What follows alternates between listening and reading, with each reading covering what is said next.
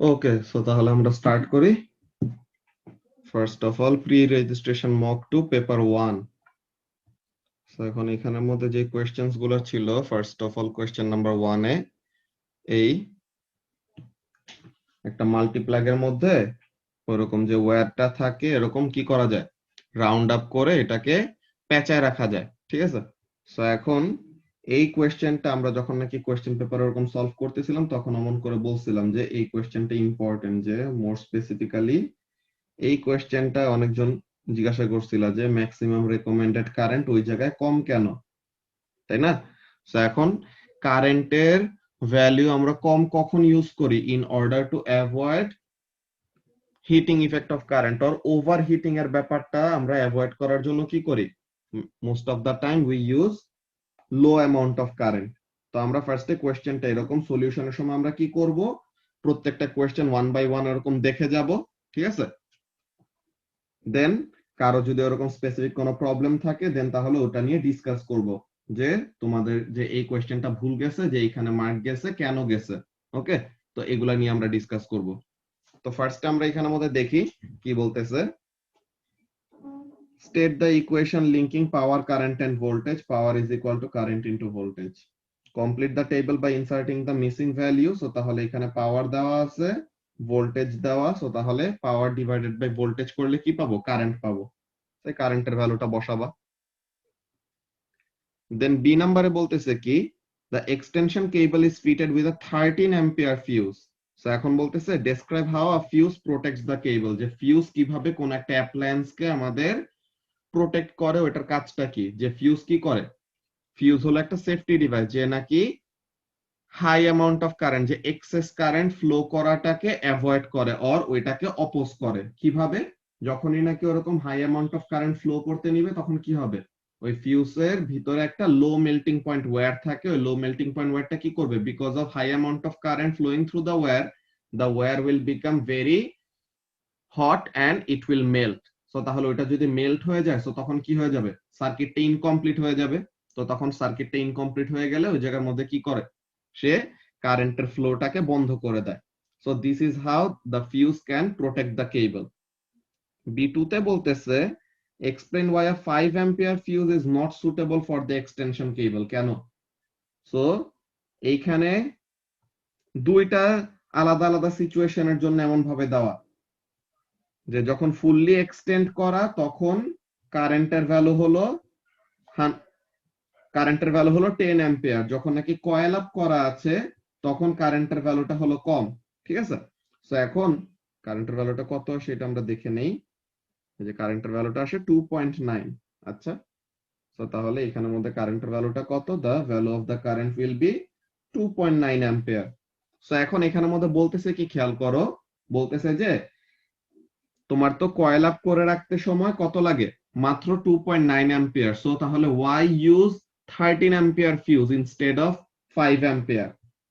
যে এই কথা জিজ্ঞাসা করতেছে যে 5 অ্যাম্পিয়ার ফিউজটা কেন সুটেবল হবে না। সো এখানের জন্য কি বলবো, বলবো যে ম্যাক্সিমাম কারেন্ট যখন ফ্লো করবে, তখন কি হবে, এই 5 অ্যাম্পিয়ার ফিউজটা মেল্ট হয়ে যাবে না।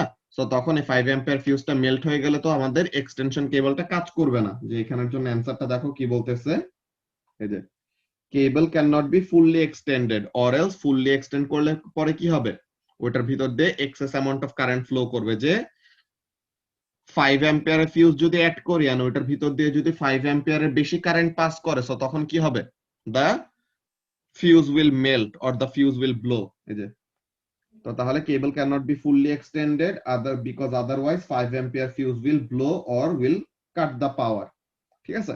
তো এই জিনিসটা এন্ড ফার্স্টে আমরা এই ব্যাপারটা বলে নিছিলাম, যে এই কোয়েশ্চেনটায় তোমাদের অনেক জনেরই কনফিউশন ছিল, যে এখানের মধ্যে কাজটা কি, ম্যাক্সিমাম রেকমেন্ডেড কারেন্টের ভ্যালুটা কেন কম নেওয়া হয়েছে, বিকজ ওভার হিটিংটা যেন অ্যাভয়েড করতে পারি, ঠিক আছে। যে সার্কিটটা যেন ওভারহিট না হয়ে যায়, ওইটার জন্য আমরা কি করছি, ম্যাক্সিমাম রেকমেন্ডেড কারেন্ট কমায় রাখছি, যে to prevent the cable from overheating. Or এই যে OWTTE মানে কি, or words to that effect, ঠিক আছে। এটার ফুল ফর্ম হলো এটা, OWTTE মানে হলো or words to that effect, যে to prevent the cable from overheating or similar টাইপের explanation অন্য কোনো টার্মিনোলজি ইউজ করলেও তুমি রাইট অ্যান্সার পাবা, অর তোমার অ্যান্সারটাকে তারা কারেক্ট কনসিডার করবে। ওকে, সো এইটা ছিল আমাদের কোয়েশ্চেন নাম্বার 1টা। এই কোয়েশ্চেন নাম্বার 1-এ কি কারো কোনো কনফিউশন আছে যে তোমাদের কপিতে কেন মার্কস কাটা হয়েছে, কোন জায়গায় যদি মার্কস কাটা হয়ে থাকে? স্যার নাম্বার B2 তে। বি2তে কি হয়েছে? মার্কস কত দিয়েছে? স্যার 1 দিয়েছে। 1 দিয়েছে। কি লিখেছো? Maximum current flow inside the cable is larger than 5 ampere, so a 5 ampere fuse will blow up if fitted because the allowance current flow is small. ওকে, তো তাহলে এখানের মধ্যে তোমার অ্যান্সারটা তো এখানে ঠিক আছে, সো তাহলে 1 মার্ক তোমার এখানে বাড়বে। ঠিক আছে, তুমি ওখানে +1 লিখে রাখো পাশে। Sir, ওকে, আমিও এরকম লিখেছি, আমারও মানে ফোন করেছে। ঠিক আছে, সো তাহলে ওই জিনিসটা অ্যাড করে নাও। ওকে, আচ্ছা, সো তাহলে আর কারো কোনো কনফিউশন আছে কোশ্চেন নাম্বার 1টা নিয়ে?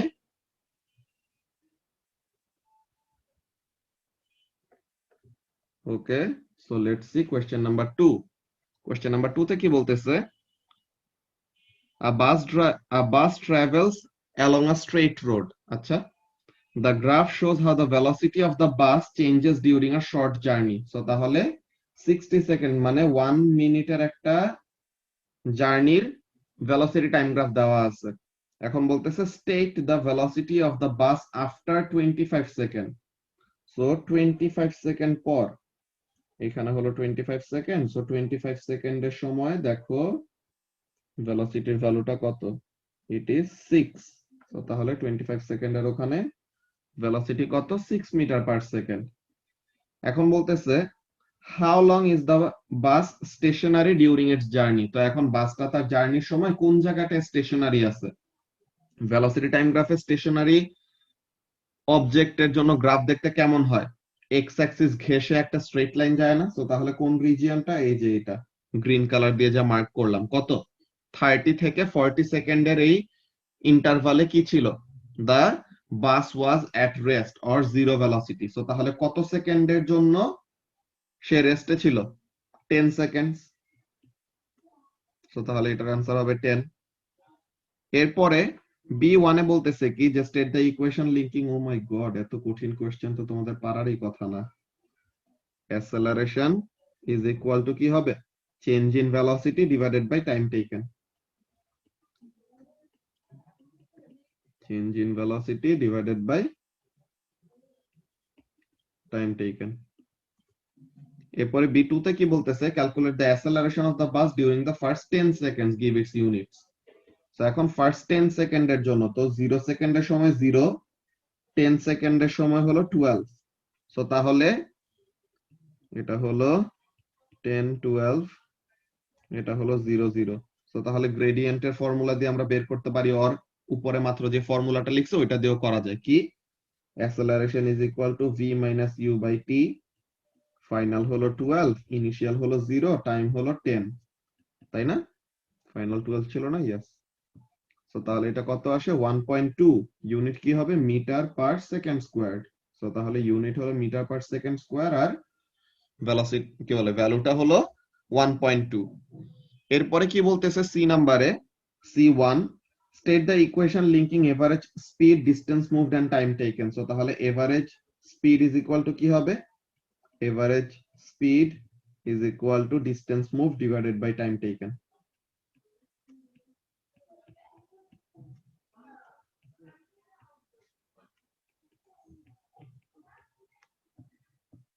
এরপরে C2 তে বলতেছে আমাদেরকে তারা অলরেডি টোটাল ডিসটেন্সের ভ্যালু বলে দিছে কত? 390 মিটার। যে টোটাল ডিসটেন্স কভার করে কত? 390 মিটার। সো এখন বললো যে calculate the average speed of the বাস। তো তাহলে এভারেজ স্পিডটা কি হবে? টোটাল ডিসটেন্স হলো 390 আর total time of the journey কত? 60 সেকেন্ড। সো তাহলে এটার জন্য ভ্যালুটা যত আসে ওইটা বসাই দিবা। এটা কত হয়? 6.5 নাকি? 6.5। 6.5 মিটার পার সেকেন্ড, সো তাহলে 6.5। এরপরে ডি নাম্বার কোয়েশ্চেনটায় বলতেছে কি, the bus travels further in the first 30 seconds of its journey than it does in the last 30 seconds। তো প্রথম 30 সেকেন্ডে সে বেশি ডিসটেন্স কভার করে দেন লাস্ট 30 সেকেন্ড। এই ব্যাপারটা তুমি কিভাবে বুঝতে পারতেছো? যে গ্রাফ দেখে explain how the graph shows this. তো এখন আমরা কি জানি যে ভেলোসিটি টাইম গ্রাফের কোন জিনিসটা আমাদেরকে ডিসটেন্সের ব্যাপারে ইনফরমেশন দেয়? Area under the graph. So তাহলে এইখানের মধ্যে দেখো ফার্স্ট 30 সেকেন্ডের জন্য এই ট্রাপিজিয়ামটার এরিয়াটা কি বড় না?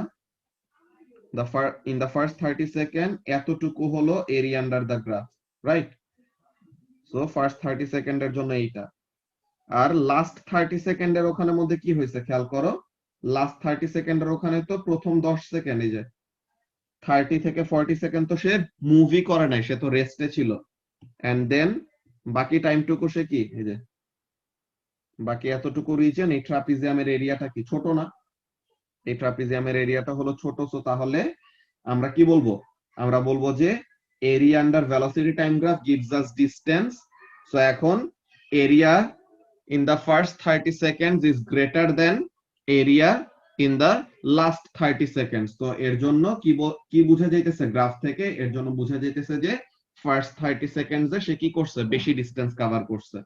যেখানের জন্য যদি আমরা অ্যানসারস গুলি দেখে ফেলি এই কোয়েশ্চেনটার, 6 metre per second, 10 second, acceleration equal to change in velocity divided by time, then 1.2 meter per second square, average speed equal to distance moved divided by time taken, then 6.5 meter per second, then এই যে mp1 mp2 মানে marking point 1 marking point 2। Marking point 1 টা কোথায়? idea that distance is given by the area under the graph। So কি বলবো?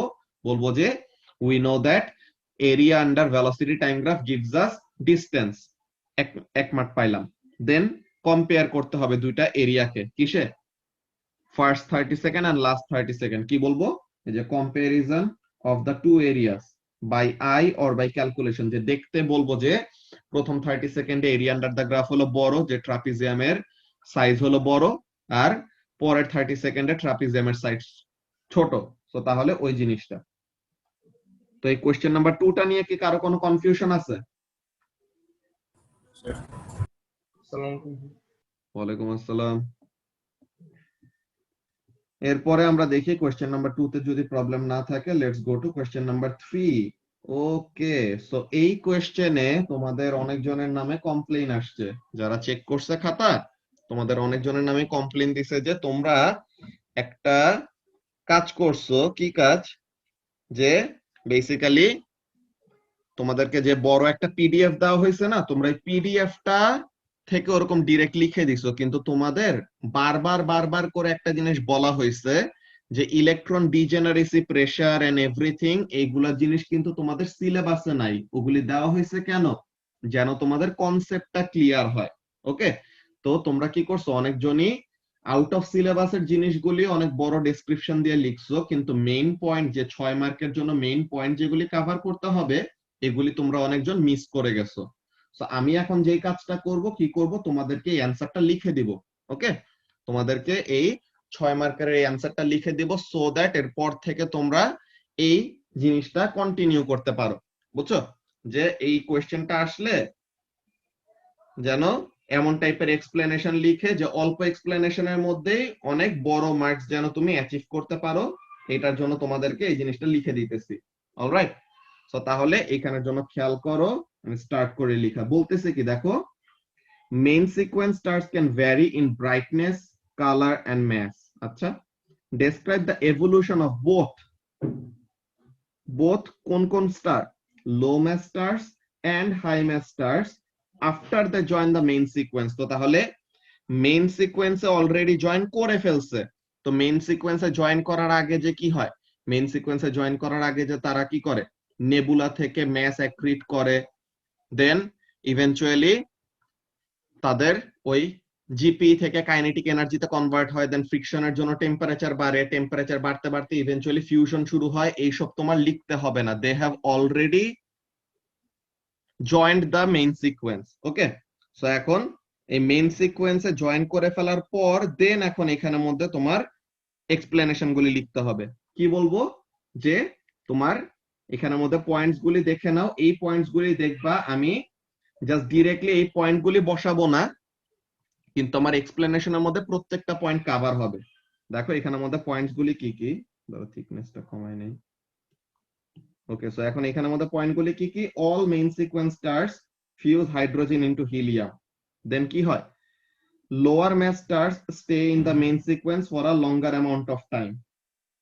Lower mass stars become red giants, higher mass stars become red supergiants. Red giant becomes a white dwarf, or supergiant finally কি হয়, it undergoes supernova explosion. Supernova explosion এর পর finally কি হইতে পারে, either a neutron star or a black hole.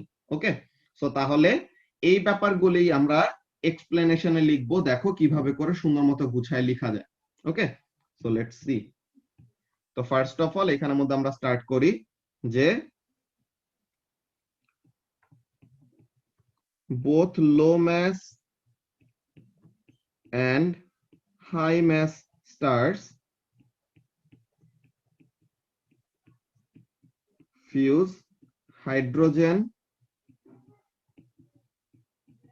in their core to produce helium. Okay, so তাহলে high mass বলো লো mass বলো দোনোটা স্টারই কি করে, হাইড্রোজেন ফিউজ করে তাদের কোরের মধ্যে, হাইড্রোজেন ফিউজ করে তারা কি প্রডিউস করে, দে প্রডিউস হিলিয়াম। ফার্স্ট মার্ক পেয়ে গেলাম।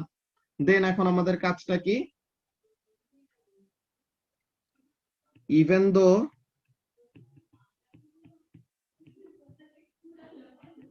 the high mass stars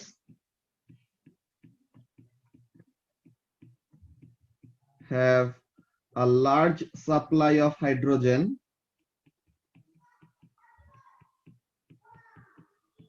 still they exist in the main sequence. They exist in the main sequence for a smaller amount of time. কেন? Because of their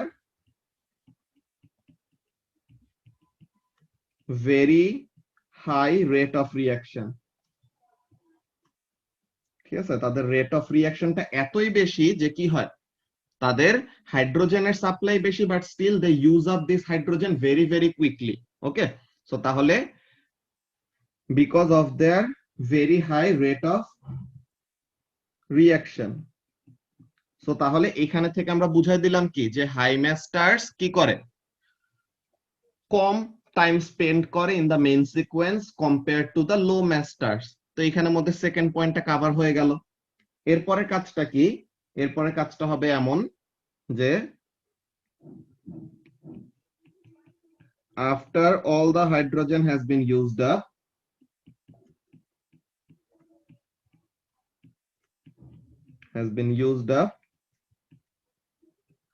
the low mass stars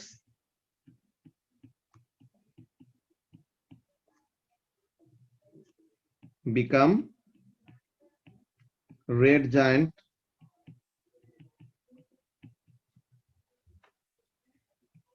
and the high mass stars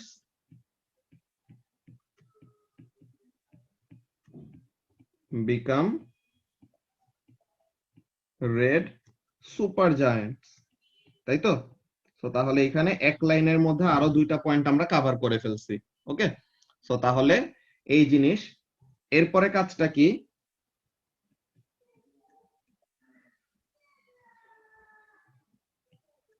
the red giants eventually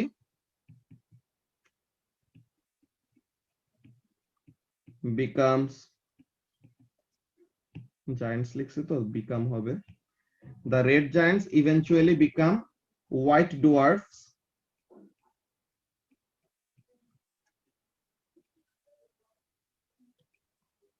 at the end of their life.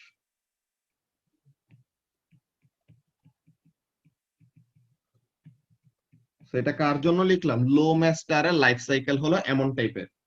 R high mass স্টারের তারা তো কিসে convert হয়, they get converted to red super giants. তো red super giant গুলো eventually কি হবে, at the end of their life supernova explosion হবে।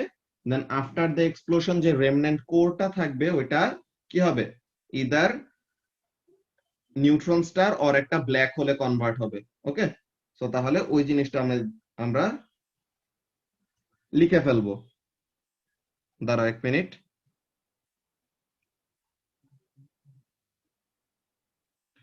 ওকে, তো তাহলে এখানের মধ্যে কাজটা কি, the red giants eventually become white dwarfs at the end of their life. আর whereas the red supergiants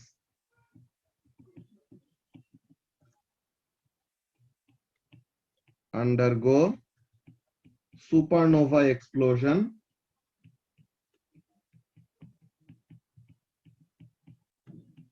and the remnant core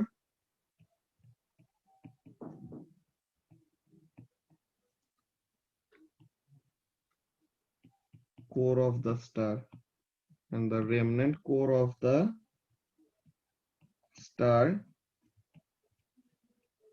becomes either a neutron star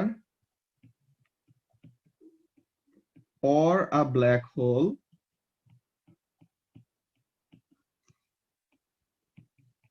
depending upon the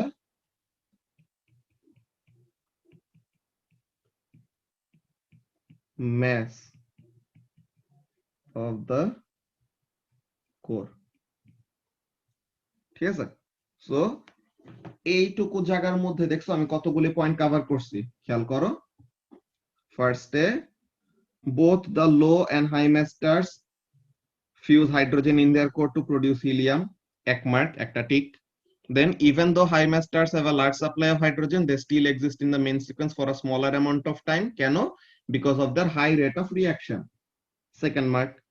এরপরে after all the hydrogen has been used up, the low mass stars become red giant, third, and the high mass stars become red supergiants, fourth mark। The red giants eventually become white dwarfs, fifth mark, whereas the red supergiants undergo supernova explosion, sixth mark। The remnant core of the star becomes either a neutron star, seventh mark, or a black hole depending upon the mass of the core। So আটটা point প্রত্যেকটাই কিন্তু cover হয়ে গেছে এরকম একটা এক্সপ্লেনেশনের মধ্যে। So explanation একদম এমন কম্প্যাক্ট যে তোমরা লিখতে পারবে এমন কোনো নেসেসারি না। ইয়েস, তোমাদের এখন ওরকম গুছায় লেখার ব্যাপারটুকু একটু শিখতে হবে, বাট স্টিল যদি তোমরা ওরকম বড় এক্সপ্লেনেশন লিখো দ্যাট ডাজন্ট ম্যাটার, তোমার পয়েন্টস গুলি কভার হইলেই হয়। কিন্তু ব্যাপারটা কি, তুমি যত অল্প কথায় তোমার অ্যান্সারটাকে বুঝাই দিতে পারবা এন্ড মার্কস স্কিমের পয়েন্টস গুলি কভার করে ফেলতে পারবা, তত কি হবে, মার্কস পাওয়া ইজি হবে, তাই তো? তো তাহলে সবাই একটু এই অ্যান্সারটা কপি করে ফেলো, যে এখন কেউ যদি না লিখে থাকো দেন তাহলে স্ক্রিনশট তুলে রাখো, পরে তোমরা এই জিনিসটা লিখে ফেলবা। বুঝতে পারছো? এইগুলি অ্যান্সার একদম পুরা ট্রেডমার্ক কতগুলি অ্যান্সার, যে ওরকম নিউক্লিয়ার পাওয়ার প্ল্যান্টের একটা অ্যান্সার লিখে দিছিলাম না, তো অমন টাইপের যে ওইরকম কয়েকটা জিনিস তোমাদের একদম টিপিক্যাল, যে এই অ্যান্সার গুলি অলওয়েজ মার্কস স্কিমের এই পয়েন্ট গুলি থাকবেই থাকবে। সো এগুলি একদম পুরো ফ্রি ফ্রি মার্ক। তো এর জন্য এই জিনিসগুলো একটু ভালো মতো অ্যান্সার গুলি প্র্যাকটিস করবা। বুঝতে পারছো? সবাই স্ক্রিনশট তুলছো?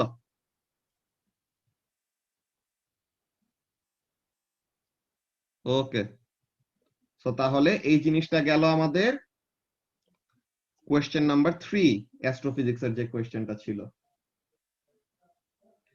নাও কোয়েশ্চেন নাম্বার 4। কোয়েশ্চেন নাম্বার 4 এ কি বলতেছে, this question is about electromagnetic waves. আচ্ছা, A1, which of these has the shortest wavelength? যত গামা রেডিয়েশনের দিকে যাবে তত ওয়েভলেন্থ ছোট হয়, তো তাহলে আল্ট্রাভায়োলেট। এরপরে A2 তে বলতেছে which of these statements is not correct, কোনটা কারেক্ট না, ইলেকট্রোম্যাগনেটিক ওয়েভস আর longitudinal, this is not correct. তো তাহলে এইটা, এই দুইটার কি অ্যান্সার ক্রস এখানে দিতে হবে, সো এদের দিয়ে দিলাম। এরপর বলতেছে which of these is a use for x-ray, x-ray use কোনটা? ব্রডকাস্টিং টেলিভিশন না, কুকিং আ পটেটো না। তো তাহলে এখানের মধ্যে আমাদের কোনটা আমাদের মেইন ইউজ হবে? Looking through night vision goggles, এটা তো ইনফ্রারেড এর কাজ। তো তাহলে ইন্টারনাল স্ট্রাকচার অফ অবজেক্টস নাকি? তো তাহলে এই জিনিসটা, যে এখানের মধ্যে যদি আমরা অ্যান্সারটা দেখি,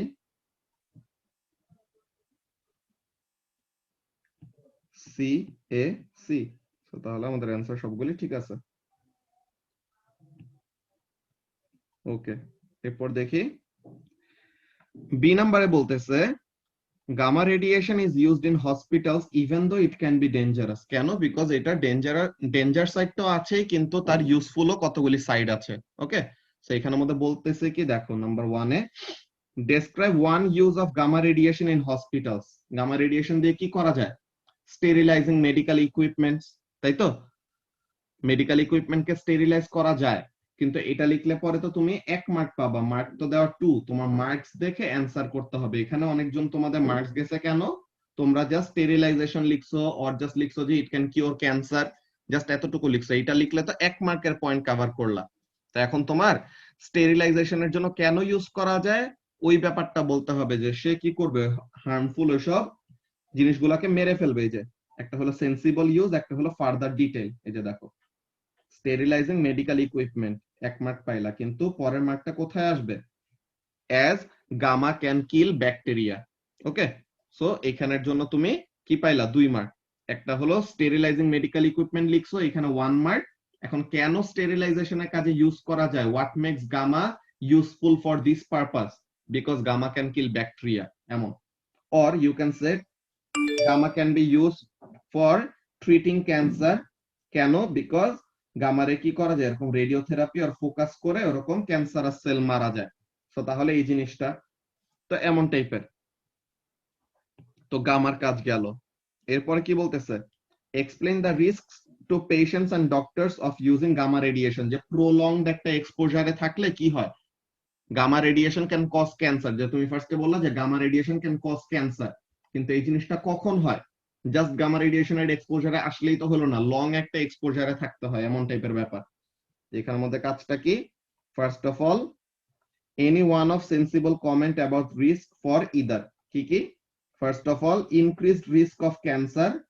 কেন? Because damage of healthy cell. Healthy cell কি হয়ে যেতে পারে? ড্যামেজ হয়ে যেতে পারে। অর রেডিয়েশনটা হলো আয়োনাইজিং, বিকজ গামার কি আছে? অনেক হাই এনার্জি আছে, এমন। এখানের মধ্যে ফার্স্টে তুমি বললা কি, এই যে মার্কিং পয়েন্ট 1 এর মধ্যে তুমি 1 মার্ক পাবা। কি বললা? যে গামার জন্য ক্যান্সার হইতে পারে। কেন ক্যান্সার হইতে পারে? বিকজ গামা রেডিয়েশন হলো একটা আয়োনাইজিং রেডিয়েশন। ওকে, অর এখানের মধ্যে এই যে ডক্টর আর পেশেন্টের জন্য এটা কি? Patient is only expose for short amount of time, আর ডক্টরের কি? কন্টিনিউয়াল একটা এক্সপোজার আছে। সো তাহলে কি হবে?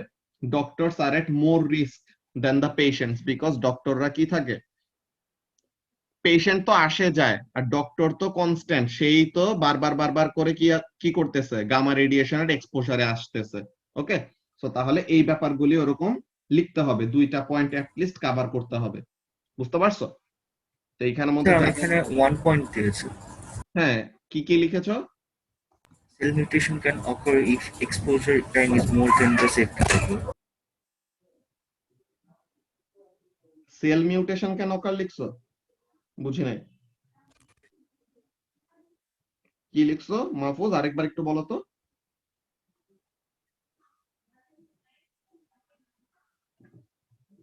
Cell mutation can occur if exposure time is more than the safety level. Okay, so তাহলে সেল মিউটেশন হইতে পারে, এটা 1 মার্ক পাইলা। এখন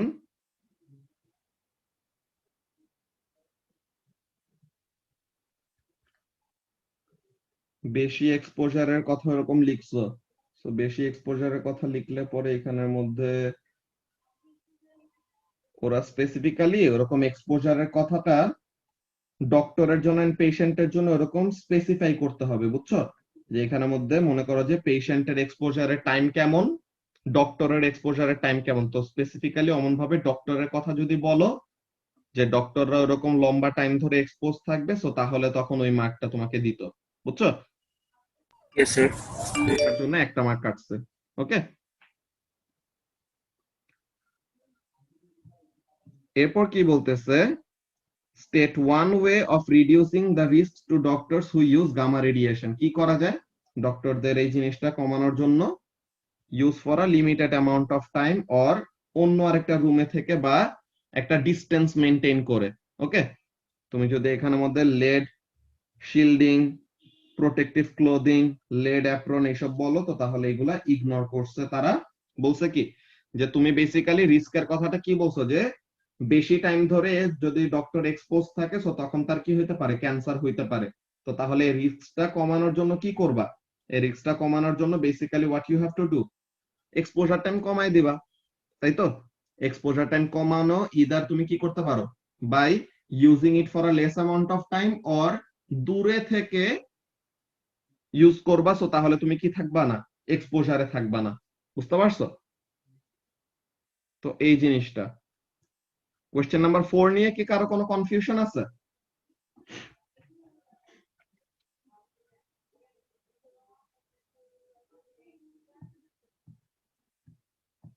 এরপরে কোয়েশ্চেন নাম্বার 5। কোয়েশ্চেন নাম্বার 5 এ কি বলতেছে, the diagram shows a chimney over a furnace. আচ্ছা, এই কোয়েশ্চেন তো খুবই কঠিন। Convection current, oh my God. A fire is burning in the furnace. Air moves into the furnace and up the chimney. So কি হচ্ছে, air এরকম আসতেছে, cold air, cold more dense air এরকম নিচে আসলো। কোল ফার্নেসের এখানে কি হবে, it will get heated up. তো এখন এয়ার যদি হিট আপ হয় সে কি হবে, it will become less dense, যে it will expand and it will become less dense. তো এখানের মধ্যে কাজটা কি, cold air, cold more dense air লিখতে পারো, enters chimney, then কি হবে, gets heated, হিট হচ্ছে, expands, হিট হলে expand করবে, expand করলে কি হবে, becomes less dense,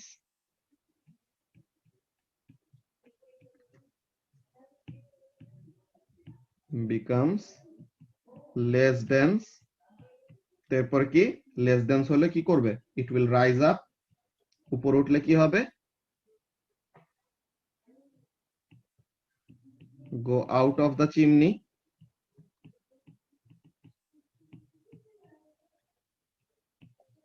এরপরে বাইরে চলে গেলে তখন কুল ডাউন করবে, তারপরে আবার কোল্ড মোর ডেন্স এয়ার নিচে নামবে, হিট আপ হবে, এক্সপ্যান্ড হবে, লেস ডেন্স হবে, উপরে উঠবে, চিমনি থেকে বাইরে যাবে, আবার ঠান্ডা হবে, নিচে নামবে, এন্টার করবে, দিস সাইকেল উইল কন্টিনিউ। এটাই কি কনভেকশনাল কারেন্ট, তাই তো? তো তাহলে this is basically the gist of the answer. Okay, যে এখানের মধ্যে তারা কি বলতেছে দেখো পয়েন্টস গুলি, the air molecules are warmed or heated by the coal fire। তো হিট হচ্ছে একটা পয়েন্ট, হিট হলে কি হবে, it will expand, second mark, expand হলে লেস ডেন্স হয়ে যায়, হট লেস ডেন্স এয়ার উপরে উঠে, কোল্ডার মোর ডেন্স এয়ার নিচে নামে। ঠিক আছে, যে উপরে উঠলে ঠান্ডা হয়, ঠান্ডা হলে পরে ওইটা কি হয়, মোর ডেন্স হয়ে যায়, মোর ডেন্স হলে যে কুলড এয়ার ফলস, দেন প্রসেস রিপিটস। বুঝতে পারছো? আমরা মাত্র যে সাইকেলটা লিখলাম একদম ওই জিনিসটাই। এই ব্যাপারগুলি এতদিনে তোমাদের অ্যাকচুয়ালি সাইকেলটা মুখস্থ হয়ে যাওয়ার কথা, তাই তো? এই কোশ্চেন নাম্বার 5টা নিয়ে কি কারো কোনো প্রবলেম আছে? Sir. ওকে, কোশ্চেন নাম্বার 6। কোশ্চেন নাম্বার 6 এর এখানে কি বলতেছে, echo sounding is used to detect fish in the sea. Sound waves are emitted from a fishing boat. Some of the sound waves are reflected by a fish and detected back at the boat. এই নাম্বারে বলতেছে the shortest time between the sound waves being emitted and detected is 0.26 seconds. The speed of sound wave in water is 1.5 kilometre per second. তো এখন distance বের করতে বলছে। So eco মেথডের জন্য ভেলোসিটি ফর্মুলা কি, 2d/t, বিকজ ইকোর সময় কি হবে, একবার যাবে একবার আসবে। আচ্ছা, এই মিটিং এর টাইম 1 মিনিটের মতো বাকি আছে, নেক্সট টাই জয়েন করো, ওখানে আমরা কন্টিনিউ করতেছি। ঠিক আছে?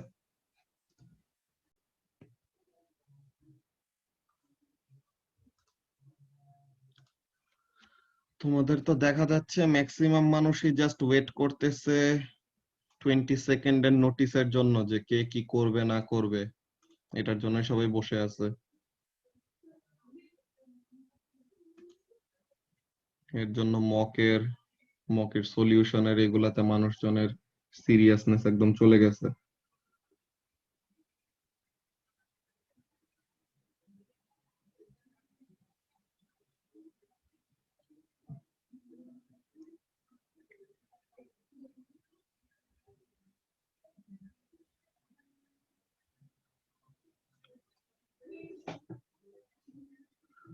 ওকে, সো তাহলে এখন আমরা আবার কন্টিনিউ করি। সো ডিসটেন্সটা বের করতে বলছে, তো আমাদের ইকো মেথডের জন্য ফর্মুলাটা কি? 2d/t। Y 2d? Because eco মেথডের সময় কি হবে, একবার সাউন্ড ওয়েভটা নিচে যাবে or towards the reflecting surface যাবে, then away from the reflecting surface আসবে। সো তাহলে ডাবল ডিসটেন্স কভার করে এর জন্য। সো এখন তাহলে ডিসটেন্সটাকে সাবজেক্ট করলে কি হয়, velocity into time divided by 2। এখন ভেলোসিটিটা তো কিলোমিটার পার সেকেন্ড, সো তাহলে 1.5 কিলোমিটার থেকে মিটারে নেওয়ার জন্য multiplied by 1000, টাইম হলো 0.26 আর ডিভাইডেড বাই 2। এটা করলে পরে ভ্যালুটা যত আসে that will be the distance. তো ডিসটেন্সের ভ্যালুটা কত আসে, we can see that from the mark scheme. Let's C.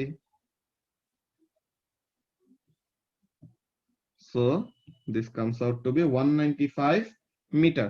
Okay, so তাহলে 195 মিটার হবে ডিসটেন্সের ভ্যালুটা, 195। এরপর বি নাম্বারে বলতেছে কি, each sound wave is emitted for a short time. এখন এই রিফ্লেক্টেড সাউন্ড ওয়েভটা কি হয়, যে রিসিভ করবে, এটা কি করে, the reflected sound wave received at the boat last for a longer time. এখন এটা রিজনটা জিজ্ঞাসা করছে, এই ডিফারেন্সটা কেন হয়।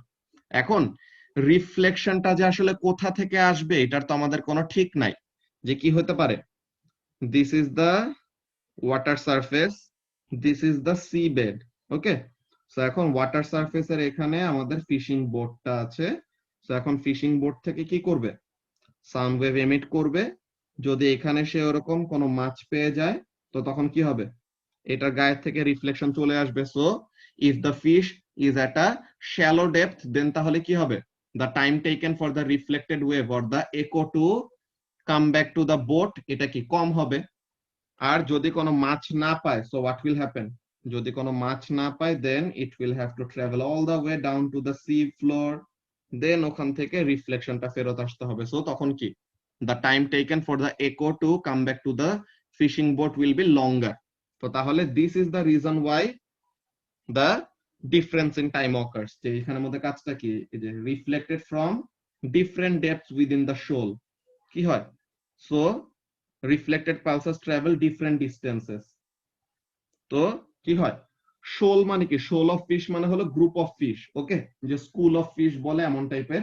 তো তাহলে ওখানে মধ্যে কাজটা কি, মাঝে মাঝে মাছগুলি শ্যালো ডেপথে থাকতে পারে, মাঝে মাঝে মাছগুলি ডিপার ডেপথে থাকতে পারে। কেন, মাছগুলি তো মুভ করতে থাকে, মাছ তো আর পানির নিচে স্টেশনারি থাকে না যে বসে থাকে। আচ্ছা, এখন সাউন্ড ওয়েভ এমিট করবে, আমি এখানে দাঁড়ায় থাকি যেন আমার গায়ে এখান থেকে রিফ্লেকশনটা যায়। ঠিক আছে, ও তো আর এরকম বসে থাকে না, সে তো নিজের মতো করে মুভ করতে থাকে। আমরা কি করি, এরকম সাউন্ড ওয়েভ ইউজ করে করে we determine the position from which the reflections are coming. Okay, so তাহলে মাঝে মাঝে এরকম মাছ শ্যালো ডেপথে থাকতে পারে, বেশি ডেপথে থাকতে পারে, তো ওইটার উপরে ডিপেন্ড করে টাইম কম বেশি হয়। আবার মাঝে মাঝে কি হতে পারে, কোনো মাছই নাই, সো তখন কি হবে, all the way down to the sea floor, then it will come back. So তখন কি হবে, টাইমটা লাগবে অনেক বড়। সো এই জিনিসটা, এই যে reflection from the sea bed, so এই চারটা পয়েন্টের মধ্যে যে কোনো দুইটা, any two from this 4 points. Okay, so এটা ছিল আমাদের কোয়েশ্চেন নাম্বার 6। এই কোয়েশ্চেন নাম্বার 6 স্যার এখানে 1 মার্ক।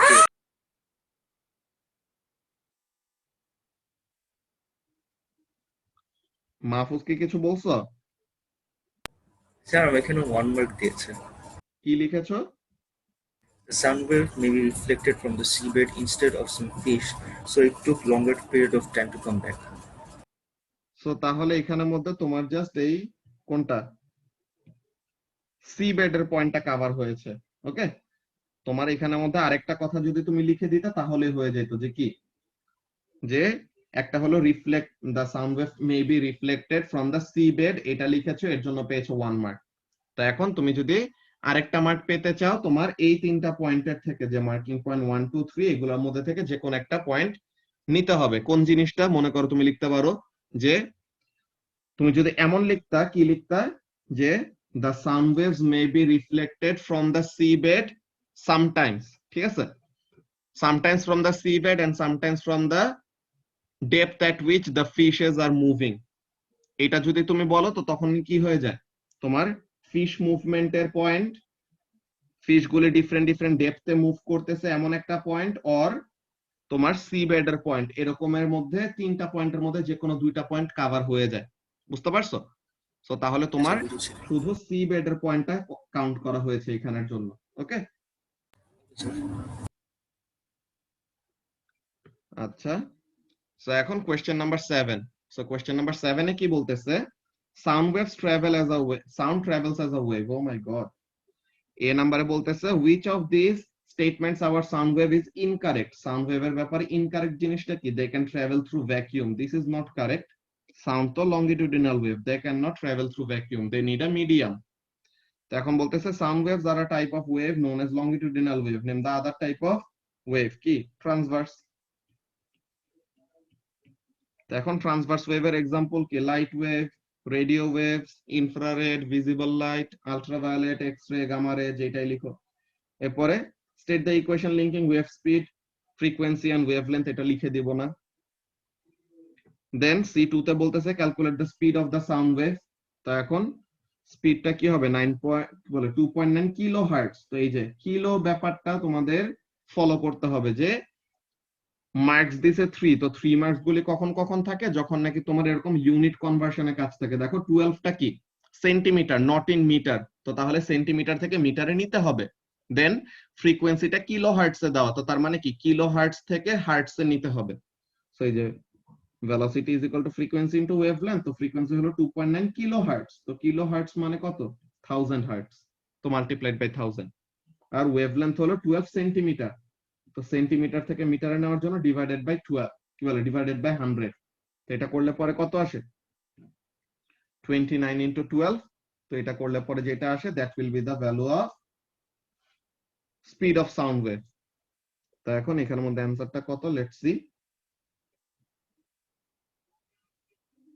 কি হলো? কোশ্চেন নাম্বার 7 দেখতেছি না নাকি?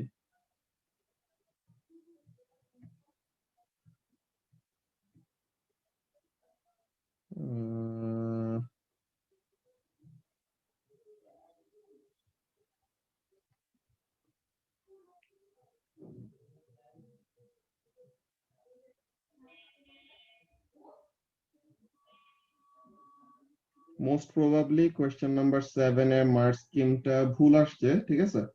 সো এই জিনিসটা আমি কারেক্ট মার্ক স্কিমটা তোমাদেরকে দিয়ে দিবনি। ওকে, সো তাহলে আমাদের অ্যান্সারটা এমন টাইপের, অলরাইট, যে 29 ইনটু 12 করলে পরে যেটা আসে, that will be the speed of sound wave. Okay, then এই কোয়েশ্চেনটা তোমাদের ডপলার ইফেক্ট রিলেটেড কোয়েশ্চেন। কি জিনিস বলেই দিছে ডি নাম্বারে। Two students investigate the Doppler effect by throwing a buzzer to each other. A student কি বলে, student A throws the buzzer to student B। আচ্ছা, তো তাহলে স্টুডেন্ট A স্টুডেন্ট B এর দিকে বাজারটা থ্রো করলো। এখন বলতেছে when the buzzer is thrown what is happening? Student A notices that the sound produced changes, যে বাজার থেকে যে সাউন্ডটা ইমিট হচ্ছে, ওই সাউন্ডটা চেঞ্জ হচ্ছে। How? Explain how the sound heard by the student A changes. You may include a diagram to help your answer. So তাহলে এখানের মধ্যে কাজটা কি? বাজারটা যত স্টুডেন্ট এর থেকে দূরে সরে যাচ্ছে, ওকে, যে বাজারটা যত স্টুডেন্ট এর থেকে দূরে সরে যাচ্ছে, what will happen? স্টুডেন্ট এর দিকে ওয়েভলেন্থটা বাড়বে, আর স্টুডেন্ট বি এর দিকে ওয়েভলেন্থটা কি হবে? কমে আসবে, তাই তো? তো তাহলে স্টুডেন্ট এ কি কি শুনবে? The student A will hear a low pitched sound, আর student B high pitched sound শুনবে, যে ফ্রিকোয়েন্সি বেড়ে যাবে। দেন আরেকটা জিনিস কি হবে দেখো তো, স্টুডেন্ট এর থেকে বাজারটা যত দূরে যাবে সাউন্ডের অ্যাম্পলিটিউডটা কমে যাবে না, যে যত এরকম দূরে যাইতে থাকবে তত কি হবে, the amplitude of the sound or the loudness of the sound, ওইটা কি হবে, কমে যাবে। ওকে, সো তাহলে এইগুলি ব্যাপারে তুমি কমেন্ট করতে পারো। অলরাইট, এন্ড এটা তো আমরা বুকলেটের মধ্যে করছিলাম, রাইট? এগুলো আমাদের বুকলেটের মধ্যে সবগুলি কোয়েশ্চেন ছিল, এই ডপলার ইফেক্টের এই কোয়েশ্চেন গুলি আলাদা করে অ্যাড করা হয়েছিল। ওকে, কোয়েশ্চেন নাম্বার 7টা নিয়ে কি কারো কোনো কনফিউশন আছে? Sir.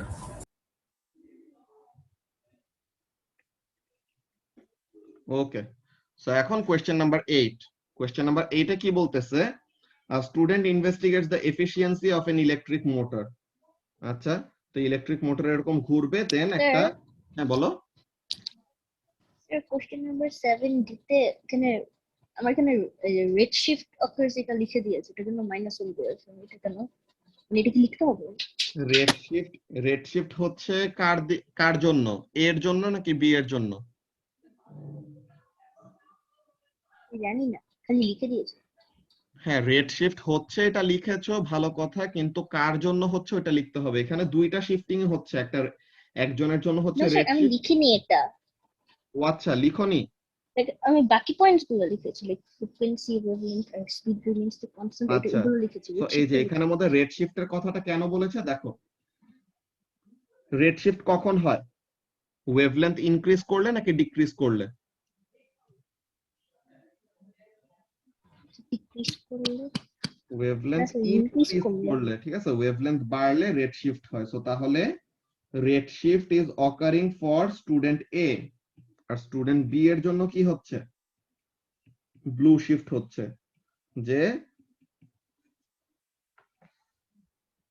সোর্স এন্ড অবজারভার যত টুয়ার্ডস ইচ আদার মুভ করবে ফ্রিকোয়েন্সি তত বাড়বে, and that is known as blue shift. Source and observer যত away from each other move করবে, যে বাজারটা কি করতেছে, স্টুডেন্ট এর থেকে দূরে সরে যাচ্ছে না, সো তাহলে স্টুডেন্ট এর জন্য কি হচ্ছে, ওয়েভলেন্থ বেড়ে যাচ্ছে, so that will be known as red shift. বুঝতে পারছো? সো এই পয়েন্টগুলো লিখতে হবে। ওকে ও বুঝেছি। ওকে, সো এখন কোশ্চেন নাম্বার 8 এ বেসিক্যালি কি করবে, মোটর দিয়ে, মোটরটা তো ইলেকট্রিসিটি দিয়ে ঘুরবে, এন্ড এই ইলেকট্রিক্যাল এনার্জিটা ইউজ করে মোটরটা যে ঘুরতেছে, এই রোটেশনাল কাইনেটিক এনার্জি ইউজ করে what will happen, the motor will lift a certain amount of mass, ঠিক আছে, একটা ম্যাসকে একটা সার্টেন হাইট পর্যন্ত তুলে নিয়ে যাবে। তো এখানের মধ্যে কতগুলো ইনফরমেশন দেওয়া, তো এখন এ নাম্বারে বলতেছে calculate the electrical energy supply two the motor during this time. তো তাহলে মোটরের দিকে, আর মোটরকে কতটুকু ইলেকট্রিক্যাল এনার্জি সাপ্লাই করা হয়েছে, কারেন্ট জানি, ভোল্টেজ জানি, টাইম জানি। Electrical energy is equal two what, current into voltage into time. So 1.3 into 10.3 into 4.7। So এখানে থেকে তুমি কি পেয়ে যাবা, the electrical energy supplied to the motor during the 4.7 second period. Alright, so এখানের মধ্যে থেকে তুমি ইলেকট্রিক্যাল এনার্জির ভ্যালু পাইলা। এখন B1 এ বলতেছে state the equation linking work done, force and distance moved. Work done is equal to কি হবে, force into distance moved. Calculate the work done on the mass. তো ফোর্স কত, 20 নিউটন ফোর্স অ্যাপ্লাই করতেছে, আর কত distance উপরে তুলতেছে, 0.85। So তাহলে 20 into 0.85। So এখানে থেকে you will get the value of work done, and যতটুকু ওয়ার্ক ডান হচ্ছে, যে যতটুকু জিপি গেইন করতেছে, ওইটাই তো ইউজফুল এনার্জি ট্রান্সফার, তাই তো? সো এখন ইউজফুল এনার্জি ট্রান্সফারটা হলো work done on the mass, আর টোটাল এনার্জি ইনপুটটা কোনটা, the electrical energy supplied to the motor. So total energy জানি, ইউজফুল এনার্জি জানি, সো তাহলে এফিসিয়েন্সির ফর্মুলা দিয়ে এফিসিয়েন্সি বের করতে পারবো। ওকে, সো এই ক্যালকুলেশন গুলোতে কারো কি কোনো প্রবলেম আছে? No, sir. ওকে, সো কারো প্রবলেম না থাকলে দ্যাটস ভেরি গুড। এরপর আমরা দেখি কোয়েশ্চেন নাম্বার 9। কোয়েশ্চেন নাম্বার 9 এ কি বলতেছে, the volume of a piece of brass is 16.3 centimeter cube. A student measures its mass using an electronic balance. The mass of the brass is এত, density, mass and volume. Density equal to mass by volume. Then density বের করবা formula দিয়ে, সবকিছু এখানে centimetre cube আর এখানে গ্রাম, so গ্রাম পার centimetre কিউবেও answer দিতে পারো, or তুমি গ্রামটাকে কিলোগ্রামে নিলা, সেন্টিমিটার কিউবটাকে মিটার কিউবে নিলা, দেন ওইটার জন্য ডেনসিটি বের করলে you can also do that, কোনো প্রবলেম নাই। বি নাম্বারে বলতেছে কি, the student notices that the electronic balance has a zero error. Electronic balance একটা জিরো এরর আছে। What does that mean Lamia? মানে ওই ইলেকট্রনিক ব্যালেন্সে কোনো ম্যাস অ্যাড করার আগে ওখানের মধ্যে কি আছে, দেয়ার ইজ আ রিডিং। তো তার মানে কি, so it shows mass readings that are slightly too small. ঠিক আছে, ম্যাসের যে রিডিংটা পাচ্ছে ওইটা কি অ্যাকচুয়াল ম্যাস না। ওকে, আচ্ছা, এখানের মধ্যে বলতেছে so it shows mass readings that are all slightly too small. তো তার মানে অ্যাকচুয়াল ম্যাস যত, তার থেকে ম্যাসের ভ্যালুটা কম আসতেছে। যে মনে করো একটা 5 কেজির একটা ম্যাস দিলাম, যে আমরা জানি যে এই অবজেক্টের ম্যাস 5 কেজি দিছে, 5 কেজি কিন্তু রিডিং আসতেছে হলো 4.3 কেজি। সো এর মানে কি, 5 কেজির ম্যাস দিলাম কিন্তু রিডিং আসতেছে 4.3, এটার মানে হলো কোন ম্যাস না দেওয়া থাকতে সময় তখন রিডিং কত ছিল, -0.7 কেজি। ঠিক আছে, কোন ম্যাস দেওয়া ছিল না তখন রিডিং কত ছিল, তখন রিডিংটা ছিল -0.7 কেজি। সো তাহলে 5 কেজি ম্যাস দেওয়াতে এটা কত রিডিং দেখাচ্ছে, 5 - 0.7। ওকে, তো এইখানের মধ্যে ব্যাপারটা খেয়াল করো, লজিকটা কেমন, যে জিরো এরর আছে মানে কি, কোন ম্যাস অ্যাড করার আগেই, ঠিক আছে, কোন ম্যাস অ্যাড করে নাই but still there is a reading. Positive রিডিংও হতে পারে, নেগেটিভ রিডিংও হতে পারে। তো এখন বলতেছে যে আমরা অ্যাকচুয়ালি যত ম্যাস দিলাম, যে মনে করো কি করব, মাহফুজের ম্যাস আমরা মাপবো। ওকে, সো মাহফুজের ম্যাস মনে করো 60 কেজি। ওকে, মাহফুজের ম্যাস হলো 60 কেজি, কিন্তু মাহফুজ ওই ম্যাস ব্যালেন্সের উপর দাঁড়ানোর পর আর ওই ওয়েট মেশিনের উপর দাঁড়ানোর পর মাহফুজের ম্যাস মনে করো রিডিং আসতেছে 57 কেজি। সো তার মানে কি, ওর অ্যাকচুয়াল ম্যাসের থেকে রিডিংটা কি আসতেছে, বেশি আসতেছে নাকি কম আসতেছে? অ্যাকচুয়াল ম্যাসের থেকে রিডিংটা একটু কম আসতেছে না? তোমার ম্যাস তো 60 কেজি, হ্যাঁ মাহফুজ, অ্যাকচুয়াল ম্যাস হ্যাঁ হলো, স্যার, কম আসছে। ওকে, সো তোমার অ্যাকচুয়াল ম্যাস হলো 60 কেজি, কিন্তু তোমার ওই ম্যাস ব্যালেন্সের উপর দাঁড়ানোর পর রিডিং আসতেছে কত, 57। সো তার মানে কি, তোমার 3 কেজি ম্যাস কি আসতেছে, কম দেখাচ্ছে না। এটা কেন? Because initially there is already a value. Okay, initially there is already a reading in the mass balance। এখানের জন্য আমরা দেখি অ্যানসারে তারা কি বলছে। এটা কত, কোশ্চেন নাম্বার 9। এই যে রিডিংটা কি ছিল, রিডিংটা হলো ইনকারেক্ট। যে কোন ম্যাচ যখন অ্যাড করা নাই তখন রিডিংটা কি incorrect and slightly too small, মানে কি নেগেটিভ একটা রিডিং দেওয়া। তো স্লাইটলি টু স্মল একটা রিডিং আগেই ছিল, তো এর জন্য আমরা কোন একটা ম্যাচ দেওয়াতে কি হয়েছে, রিডিংটা অ্যাকচুয়াল ম্যাচের থেকে কম আসছে। বুঝতে পারছো সবাই কি বললাম? ইয়েস। তো তাহলে এটার জন্য অ্যান্সার হবে আমাদের বি। 9A2 তে অ্যানসার কি 3 সিগনিফিকেন্ট ফিগারস রাখতে হবে? এখানে হ্যাঁ, দোনোটাই 3 সিগনিফিকেন্ট ফিগারে দাও, তো তাহলে 3 ফিগার দিতে হবে। given information 3 significant figure, so final answer ও 3 significant figure নিতে হবে। আচ্ছা, এরপরে কোশ্চেন নাম্বার 10 এ কি বলতেছে, a student investigates how to produce a voltage। কি করতেছে, he hangs a magnet from a spring above a coil that is connected to a data logger। আচ্ছা, তো তাহলে স্প্রিংটাকে এরকম ম্যাগনেটের সাথে অ্যাটাচ করে দিছে, এখন ম্যাগনেটটা আপ এন্ড ডাউন মুভ করবে। এই কোশ্চেন আমরা করছি আগে। এই কোশ্চেনটা কি কারো ভুল গেছে, কারো কি কোনো মার্কস কাটা গেছে কোশ্চেন নাম্বার 10 এ? নাম্বার 2 তে। কোনটায়? A2, which 3 তে, figure of the graph shows that the voltage is alternating? এটা মাহফুজ? স্যার A3 তে নিচেরটা। আচ্ছা, A3 suggest why the voltage changes as shown by the graph। ভোল্টেজটা কেমন চেঞ্জ হচ্ছে দেখো। ফার্স্টে ভোল্টেজটা হলো হাই, দেন আস্তে আস্তে ভোল্টেজ ইনডিউসড এর ভ্যালুটা কি হচ্ছে, কমে যাচ্ছে না? সো তাহলে প্রথমে বেশি ভোল্টেজ ইনডিউস হয়েছিল কেন? বিকজ প্রথমে ভেলোসিটি ছিল বেশি। এখন পরে ভোল্টেজ কেন কমে গিয়েছে? বিকজ আস্তে আস্তে as the spring is or the as the magnet is moving up and down, তত কি হচ্ছে, সে ডিসিলারেট করতেছে, সো ভোল্টেজ কম ইনডিউস হচ্ছে, এটার জন্য 1 মার্ক। এখন তোমার আরেকটা কিন্তু ভোল্টেজে চেঞ্জ হচ্ছে। How is the voltage changing? দেখো, একবার ভোল্টেজ হলো পজিটিভ, একবার ভোল্টেজ হলো নেগেটিভ। এটার রিজন কি? এটার রিজন হলো একবার ম্যাগনেটটা উপর থেকে নিচে নামতেছে, একবার ম্যাগনেটটা নিচে থেকে উপরে উঠতেছে। So this are the 2 points that you will have to cover.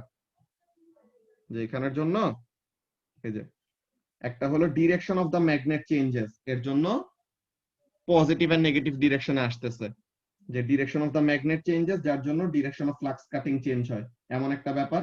আর আরেকটা হলো স্পিড অফ দ্য ম্যাগনেট কি হচ্ছে, কমে যাচ্ছে, এই যে স্লোজ ডাউন, সো এর জন্য ভোল্টেজ কমে যাচ্ছে।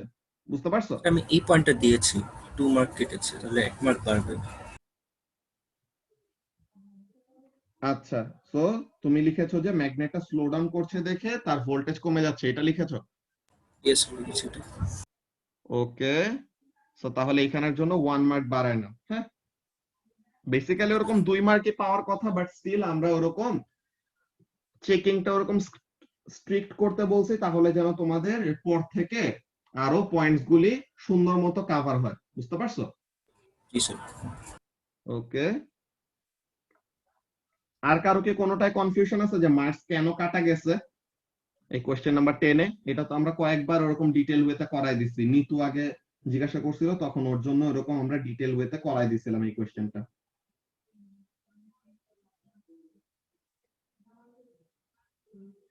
ওকে, কারো কোনো প্রবলেম না থাকলে তো খুবই ভালো। দেন এখন অ্যাবসলিউট জিরোর ভ্যালু চাইছে কত, -273 অর -273.15 যদি আরো অ্যাকুরেটলি লিখতে চাও। দেন গ্যাস পার্টিকেলস কিভাবে ওয়াল অফ আ কন্টেইনারের উপরে প্রেসার এক্সার্ট করে? কি করে? Gas particles R in continuous random motion, so তাহলে তারা ওয়ালের সাথে কোলাইড করে, এন্ড কোলাইড করলে পর একটা ফোর্স এক্সার্ট করতেছে, force on a certain area is pressure, so তাহলে প্রেসার এক্সার্ট করতেছে। এরপরে তো এটা এটা তো কয়েকবার করায় দেওয়া হয়েছে। প্রেসার ডিফারেন্স হলো কত, 104 কিলো প্যাসকেল, সো এখানের মধ্যে 100, এখানে 104, সো তাহলে এটা কত হবে, 4 কিলো প্যাসকেল। তো 4 কিলো প্যাসকেলের জন্য করেসপন্ডিং হাইটের ভ্যালু কত, height of the water level. তো এই জিনিসটা আমরা কয়েকবার করাইছি। সেম টাইপের কোয়েশ্চেন কিন্তু আমরা কোয়েশ্চেন পেপার অনেকবার করার পরে কিন্তু এখানে দিচ্ছি। সো আমরা সবসময় এক্সপেক্ট করব যে তোমরা এখানে কোনো মার্কস লুজ করবা না। তোমরা বেশি মার্কস পাইলেই তো আরো ভালো লাগবে, কিন্তু ইচ্ছা করে তোমাদের মার্কস গুলি কাটা হয় যেন তোমাদের কি থাকে, ওই নাম্বার পাওয়ার হাঙ্গারটা থাকে। বুঝতে পারছো? কোয়েশ্চেন নাম্বার 12, কোয়েশ্চেন নাম্বার 12 নিয়ে কি কারো কোনো প্রবলেম আছে, যে কোয়েশ্চেন নাম্বার 12 এ তোমাদের মার্কস কোনো জায়গায় কাটা গেছে, কেন কাটা গেছে বুঝো নাই? তোমাদের কিন্তু যেই কাজটা করতে হবে, সবাই শুনে নাও, তোমাদের কিন্তু চেকড স্ক্রিপ্টস গুলি ইহাব থেকে ফেরত নিয়ে আসতে হবে। চেকড স্ক্রিপ্ট গুলি যদি তুমি ফেরত না নিয়ে আসো, তাহলে কিন্তু সলিউশন ক্লাসে তুমি এখানে কিছুই বুঝবা না। যে তুমি দেখতেছো কোয়েশ্চেন গুলা তো জানোই, এগুলা তো সব কোয়েশ্চেন পেপারে করছোই, বাট তুমি মক পেপারে যে লিখছো, তোমার মক পেপারে মার্কস কয়েক জায়গায় কাটা গেছে, কেন কাটা গেছে ওই ব্যাপারগুলি কি করা হবে, সলিউশন ক্লাসে কভার করা হবে। ওকে, সো তুমি যদি চেকড স্ক্রিপ্ট গুলি নিয়ে না আসো, তো তাহলে কিন্তু সলিউশন করে কোনো লাভ নাই, বিকজ তুমি তো এখানে জানতেছোই না। অ্যান্সার দেখলা কিন্তু তুমি তো জানোই না যে তোমার কোথায় কোথায় মার্ক কাটা গেছে। সো তাহলে সলিউশন করে কোনো লাভ হবে? এর জন্য তোমাদের কি করতে হবে, চেকড স্ক্রিপ্ট গুলি যেই দিন খাতা জমা দিবা, নতুন মক দিয়ে খাতা যে জমা দিলা, নতুন খাতা নিয়ে আসবা, ওইটা তো আছে, সাথে কি করতে হবে, চেক করা কপিগুলিও ফেরত নিয়ে আসতে হবে। তো তাহলে চেক করা কপিগুলি দেখে বুঝতে পারবা যে কোন কোন জায়গায় মার্কস গুলি কাটা গেল, কেন কাটা গেল, ওগুলি মার্কস স্কিমের সাথে প্রথমে মিলাবা, দেন না মিললে পরে তো, আর কনফিউশন থাকলে পরে তো সলিউশন ক্লাসে আমরা দেখাবোই। বুঝতে পারছো? সো চেক স্ক্রিপ্ট গুলি আনতে হবে সবার ইহাব থেকে।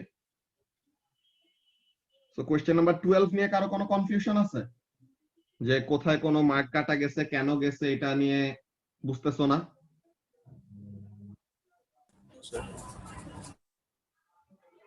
কোয়েশ্চেন নাম্বার 13,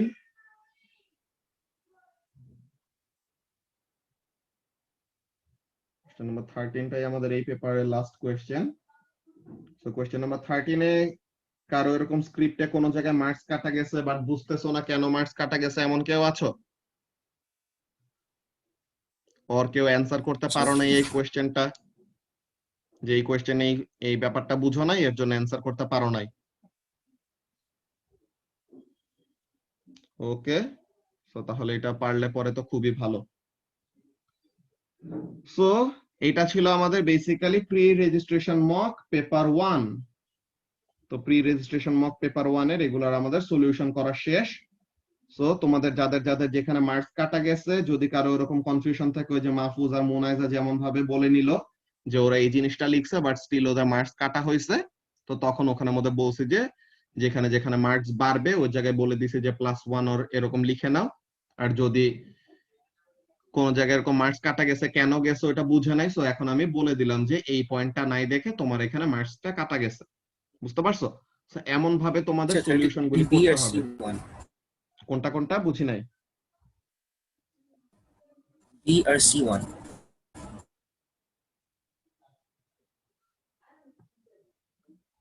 লাস্টের টু। এই যে এখানের মধ্যে B, the radioactive nuclei in the source emit beta radiation. So এখন বেটা রেডিয়েশনের ইমিশন নিউক্লিয়াসের উপরে কি ইফেক্ট ফেলে? So what happens in the nucleus? একটা নিউট্রন কি হয়, কমে যায়, আর একটা প্রোটন বেড়ে যায়, তাই না? বেটা বেটা পার্টিকেল ইমিশনের সময় কি হয়, একটা নিউট্রন একটা প্রোটন আর একটা ইলেকট্রনে কনভার্ট হয়, ইলেকট্রনটা বের হয়ে যায় অ্যাজ দ্য বেটা পার্টিকেল আর প্রোটনটা থেকে যায়। সো তাহলে একটা নিউট্রন কি হইলো, একটা নিউট্রন কমে গেল আর একটা প্রোটন বাড়লো। ওকে, সো তাহলে mass number remains the same but atomic number increases by 1। বুঝতে পারছো মাহফুজ? স্যার আমি লিখেছি এটা proton number increases but the mass number remains the same, -2 করেছে। 13 এর বি নাম্বারে কি লিখেছো যে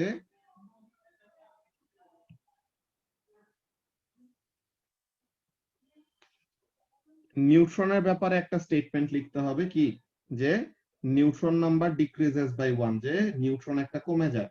আর correct statement about a proton যে কি হয়, প্রোটন নাম্বার ইনক্রিজেস বাই 1, এটা লিখছিলা যে অ্যাটমিক নাম্বার ইনক্রিজেস বাই 1 লিখছো না? না স্যার, ওয়ানটা দিই বুঝেছি। ওই তো অ্যাটমিক নাম্বার ইনক্রিজেস, কিন্তু কতটুকু ইনক্রিজ করে এটা বলতে হবে, ঠিক আছে? তো তাহলে ওই জিনিসটা স্যার ম্যাস এন্ড প্রোটন নিয়ে লিখলে তাহলে হবে না? কোনটা কোনটা বুঝি নাই। ম্যাস স্যার এই এন্ড যে mass number remains constant and proton number increases by 1, এই দুটো লিখলে কি 2 মার্কস পাবো নাকি? না না, mass number remains the same, ওইটার জন্য এখানে তারা মার্ক অ্যালাউ করে নাই। এখানের জন্য স্পেসিফিক্যালি নিউট্রন রিলেটেড একটা পয়েন্ট দিতে হবে, বুঝছো? নিউট্রন নিয়ে ফার্স্ট একটা কথা বলতে হবে যে নিউট্রন একটা কমে যাচ্ছে আর অ্যাটমিক নাম্বার ইনক্রিজেস বাই 1, এই জিনিসটা যদি লিখো তাহলে 1 মার্ক পাবা। বুঝতে পারছো? ইয়েস স্যার, বুঝেছি। ওকে, ঋষিতা কি কিছু বলবা? ঋষিতা দেখছিলাম তখন মাইক আনমিউট করছে, কিছু বলবে মনে হয়, এরপর আমি কথা বলা শুরু করছি আবার মিউট করে দিছে। না স্যার, ভুলে। ওকে ওকে, ঠিক আছে। সো তাহলে এটা গেল আমাদের পেপার 1 এর সলিউশন। পেপার 1 রিলেটেড কারো যদি এরকম বাকি কোনো কনফিউশন থাকে দেন পরেও আমাকে জিজ্ঞাসা করতে পারবা। ওকে, বাট যেটা বললাম সলিউশনেরটা তখনের সময় করে ফেললে পরে সুন্দর মতো তুমি বুঝে যাইতে পারবা যে কোথায় কোথায় তোমার কি ভুল গেছে আর কেন গেছে। Okay, now let's see paper 2, pre registration mock 2 paper 2। আচ্ছা, সো এখন কোয়েশ্চেন নাম্বার 1 কি বলতেছে, this question is about heating water. A নাম্বারে বলতেছে liquid water boils and becomes a gas at 100 degrees Celsius. ভালো কথা। Describe the differences between the arrangement and motion of a particle in liquid and gas. You may draw a diagram to help your answer. So liquid and gas এর জন্য ওই যে আমাদের diagram গুলা পার্টিকেলের arrangement ওইটা draw করবা। দেন liquid এর মধ্যে পার্টিকেল গুলি ক্লোজলি প্যাক থাকে, the particles can slide over each other, তো এই জিনিসটা। আর গ্যাসের মধ্যে ফ্রিলি মুভ করতে পারে, কমন টাইপের ব্যাপারগুলি লিখে দিবা। বি নাম্বারে বলতেছে কি a teacher uses 2200 watt kettle to heat water. The kettle is switched on for 2 minutes. So power দেওয়া টাইম দেওয়া, তো বলতেছে এনার্জি বের করতে। এনার্জি ইকুয়াল টু কি, পাওয়ার ইনটু টাইম। যে power equal to energy divided by time, তো এনার্জিটাকে সাবজেক্ট করলে কি হবে, power into time. So power হলো 2200, কিন্তু টাইমটা 2 মিনিটস দেওয়া। মিনিটস থেকে কিসে নিতে হবে, সেকেন্ডসে নিতে হবে। তো তাহলে মিনিটস থেকে সেকেন্ডে নেওয়ার জন্য মাল্টিপ্লাইড বাই 60। সো এখানের জন্য we will get the value of energy. Okay, so এখানে থেকে আমরা এনার্জির ভ্যালুটা পাবো। এরপর কি বলতেছে, state the equation relating thermal change in thermal energy, mass, specific heat capacity and change in temperature. So তাহলে change in thermal energy is equal to mass into specific heat capacity into change in temperature. Delta T ও লিখতে পারো, delta theta ও লিখতে পারো, both are acceptable. এরপর কি বলতেছে, the mass of water in a kettle is 1.1 kg. So mass দেওয়া, initial temperature হলো 20 degree Celsius. তো we know the initial temperature. এখন বলছে ফাইনাল টেম্পারেচার বের করো, ক্যালকুলেট দ্য ফাইনাল টেম্পারেচার। কি দেওয়া আছে, of the water if it is heated for 20 minutes, কি বলে 2 minutes। তো 2 মিনিট হিট করলে এনার্জি কত, এটা আমরা এখানে লিখছিলাম না। So we know the value of energy. Okay, we know the value of energy. Now the mass is 1.1, specific heat capacity is 4200. ফার্স্টে কি করব, চেঞ্জ ইন টেম্পারেচারটা বের করব। তো চেঞ্জ ইন টেম্পারেচার আসলো। Is this the final answer? No, marks কিন্তু 4 mark দাও, শুধু শুধু তো এত মার্ক দিবে না। তো ফাইনাল টেম্পারেচার চাইছে, not the change in temperature. তো ফাইনাল টেম্পারেচারটা কি হবে, final temperature, sorry, TF final temperature, TI initial temperature, এই দুইজনের ডিফারেন্স মিলে কি হবে, চেঞ্জ ইন টেম্পারেচারটা হবে না। সো তাহলে চেঞ্জ ইন টেম্পারেচার জানি, ইনিশিয়াল টেম্পারেচারটা ওই পাশে চলে গেলে কি হবে, প্লাস হবে। সো তাহলে final temperature will be what, the change in temperature that we have calculated using this formula plus the initial temperature which is 20 degrees Celsius. So এখান থেকে কি পাবো, ফাইনাল টেম্পারেচারটা পাবো।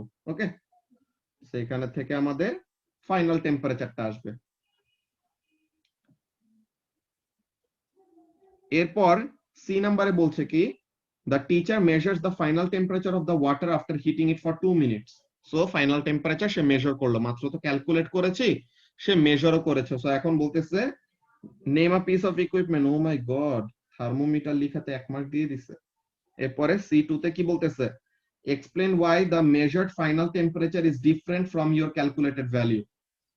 যে মেজার্ড ফাইনাল টেম্পারেচারটা ক্যালকুলেটেড ভ্যালু থেকে ডিফারেন্ট কেন, বিকজ আমরা এখানে তো একটা অ্যাজাম্পশন করে নিছিলাম কি, কেটেলকে যতটুকু হিট এনার্জি দেওয়া হয় পুরা হিট এনার্জিটা ওয়াটার পায়।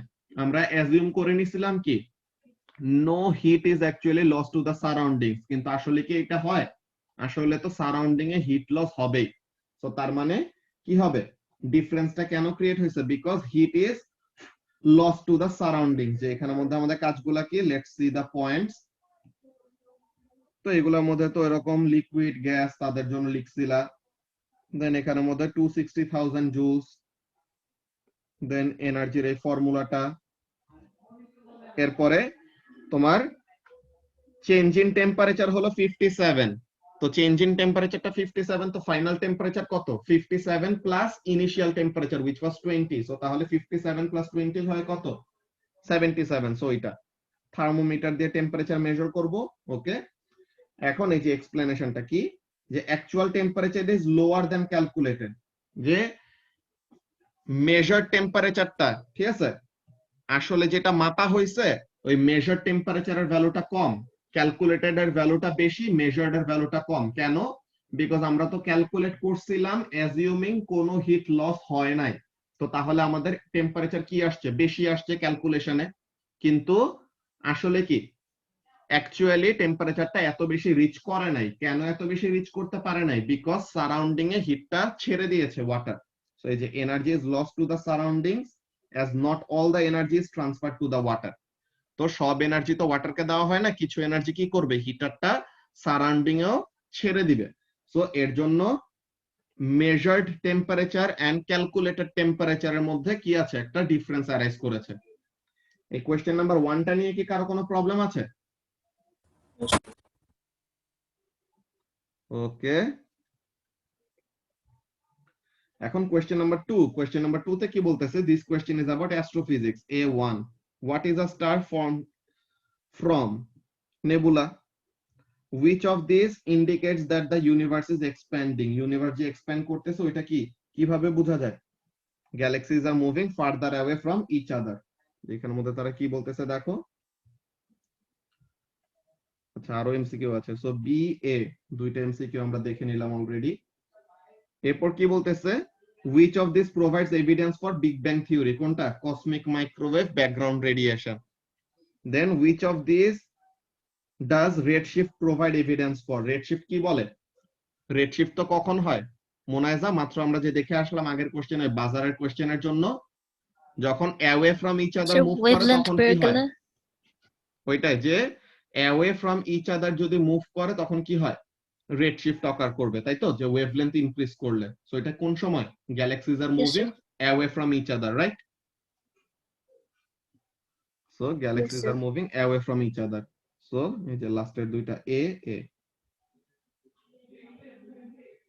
এরপরে এখানের মধ্যে কোয়েশ্চেনটা কি বলতেছে বি নাম্বারে, এই কোয়েশ্চেনটা আমরা অনেক বড় ভাবে ডেসক্রাইব করছিলাম। কি জিনিস? The spectra of stars and galaxy show the lines at specific wavelength corresponding to spectra of hydrogen, helium and carbon. এই জিনিসটা তোমাদেরকে আলাদা করে দেখাই দিছিলাম। কি বলছিলাম? যে হাইড্রোজেনের স্পেকট্রামটা ওখানের মধ্যে কেন মিসিং থাকে? বিকজ হাইড্রোজেন কোথা থেকে প্রেজেন্ট হয়েছে? All the hydrogen in the universe war created during big bang, তাই তো? যে all the hydrogen in the universe were created কখন? during big bang, during the big bang। আর হিলিয়াম এন্ড কার্বন তাহলে কোথা থেকে আসলো? বুঝলাম হাইড্রোজেন বিগ ব্যাং এর সময় হয়েছে, এখন হিলিয়াম এন্ড কার্বন কোথা থেকে আসছে?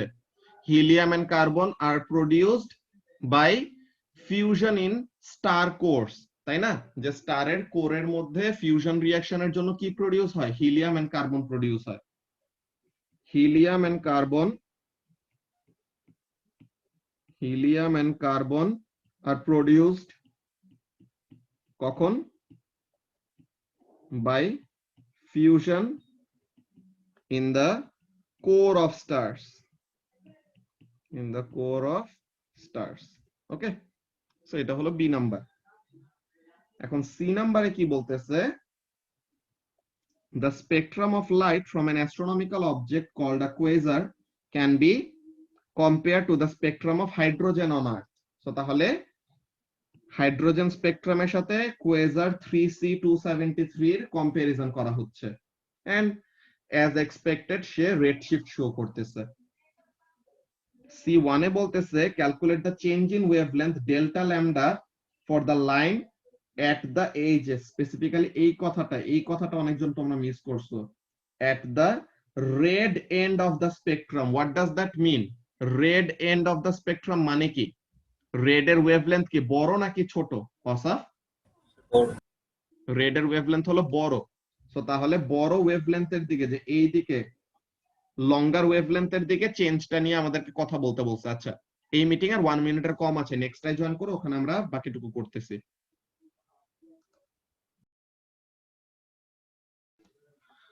ওকে, সো তাহলে আমরা যেই কথাটা বলতেছিলাম, কি জিনিস? যে রেড এন্ড অফ দা স্পেকট্রামের এখানে আমরা কম্পেয়ার করব। সো দেখো, এটা হলো 650, এটা হলো 700। তো 650 আর 700 এর মধ্যে কয়টা ডিভিশন? 5টা। সো তাহলে একটা ডিভিশনে কত? 10। তো তাহলে এই লাইনটা, এই যে এই লাইনটা কত ভ্যালুতে?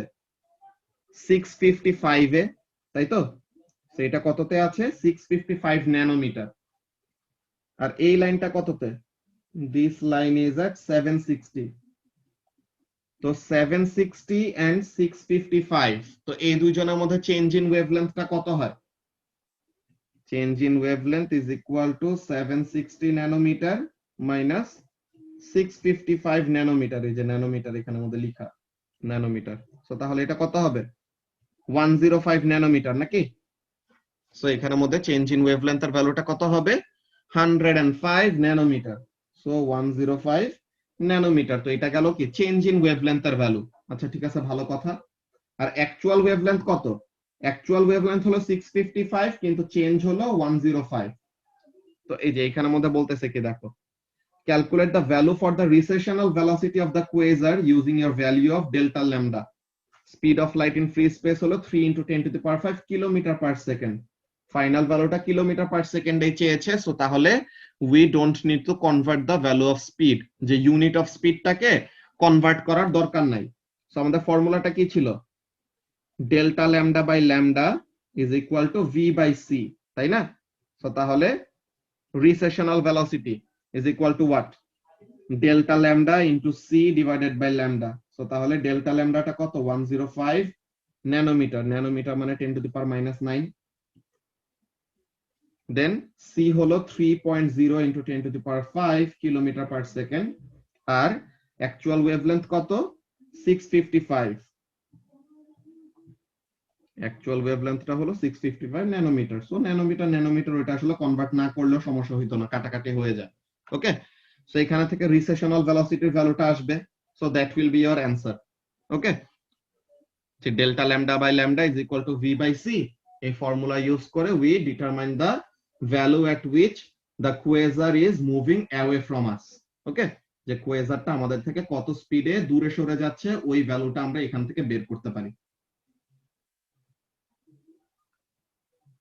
এরপর ডি নাম্বারে এই কোয়েশ্চেনটা আমরা আগেও ডিসকাস করছিলাম, যে সেন্টার অফ দ্য গ্যালাক্সির স্পেকট্রাম, এইটার রেসপেক্টে লেফট হ্যান্ড সাইড আর রাইট হ্যান্ড সাইড, এই যে রাইট হ্যান্ড সাইডটা কি শো করতেছে? Red shift, sorry, left hand right hand সাইডের গ্যালাক্সিটা কি করতেছে? Right hand side of the galaxy showing red shift নাকি? আর left hand side of the galaxy showing blue shift. So left side of the galaxy blue shift show করতেছে and right side of the galaxy red shift show করতেছে। What does that mean? This is the centre of the galaxy, right hand side of the galaxy হলো red shift show করতেছে, which means it is moving away from us, and the left hand side of the galaxy is showing blue shift, which means it is coming towards us. যে আমরা হলাম এখানে, এই যে this is our eye, আর এখানে হলো আমাদের আর্থ। তো এখন আর্থের রেসপেক্টে this is the center of the galaxy, this is the right side of the galaxy, this is the left side of the galaxy. So right side of the galaxy is going away from us, so red shift, and the left side of the galaxy is coming towards us, blue shift show করতেছে। তো বুঝে গেছি যে সে আমাদের কাছে আসতেছে। So গ্যালাক্সিটা কেমন টাইপের মোশন তাহলে রিপ্রেজেন্ট করতেছে? রোটেশনাল মোশন, তাই না?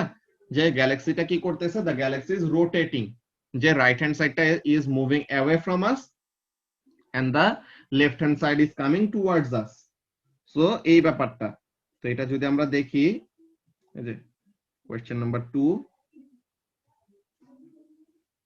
ফার্স্ট অফ অল, এই যে stars are mostly made of hydrogen, helium form করে ফিউশনের সময়, কার্বন ফর্ম করে ফিউশনের সময়, হাইড্রোজেন কখন ফর্ম করছিল? বিগ ব্যাং এর টাইমে।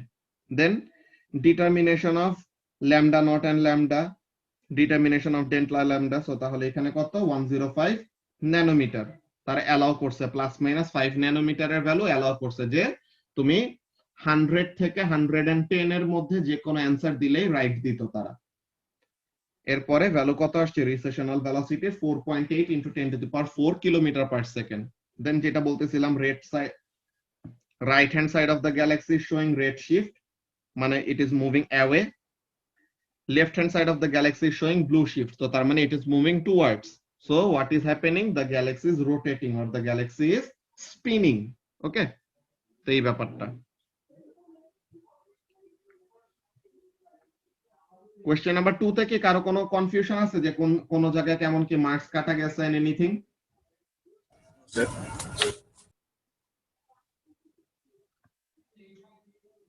কোয়েশ্চেন নাম্বার 3 তে, কোয়েশ্চেন নাম্বার 3 তে কারো কি কোনো কনফিউশন আছে যে কোন জায়গায় কি মার্কস কাটা গেছে অর এনিথিং? কোয়েশ্চেন নাম্বার 3 এগুলি আমরা আগে করছি, সো এর জন্য এখানের মধ্যে জিজ্ঞাসা করতেছি যে কারো কি কোনো জায়গায় মার্কস কাটা গেছে নাকি। তোমাদের কিন্তু আসলে এগুলা কোশ্চেন সবগুলি আগে করা হয়েছে, বাট স্টিল যদি মার্কস গুলি কাটা যায় এগুলো আসলে একসেপ্টেবল, বিকজ তোমরা অ্যাকচুয়ালি এরকম ফুল সিলেবাসের পরীক্ষা মাত্র নতুন দেওয়া শুরু করছো। সো একবারে পুরো সিলেবাসের ব্যাপারগুলি মাথায় নাও থাকতে পারে, বাট স্টিল তোমাদের যেই ব্যাপারটা ট্রাই করতে হবে, যেই টেকনিকটা বলে দিছি, যে always try to do what, always try to go through the mark scheme points before the exam. যে এক্সামের আগে তোমাদের যে সিলেবাসটা দেওয়া আছে না প্রত্যেকটা মকের জন্য, আজকে কোন মক, আজকে মেইন মক নাম্বার কত লামিয়া? 2 আজকে মেইন মক 2 এর পেপার 1। তো এখন মেইন মক 2 এর আমাদের সিলেবাসটা কি 2012 থেকে কত?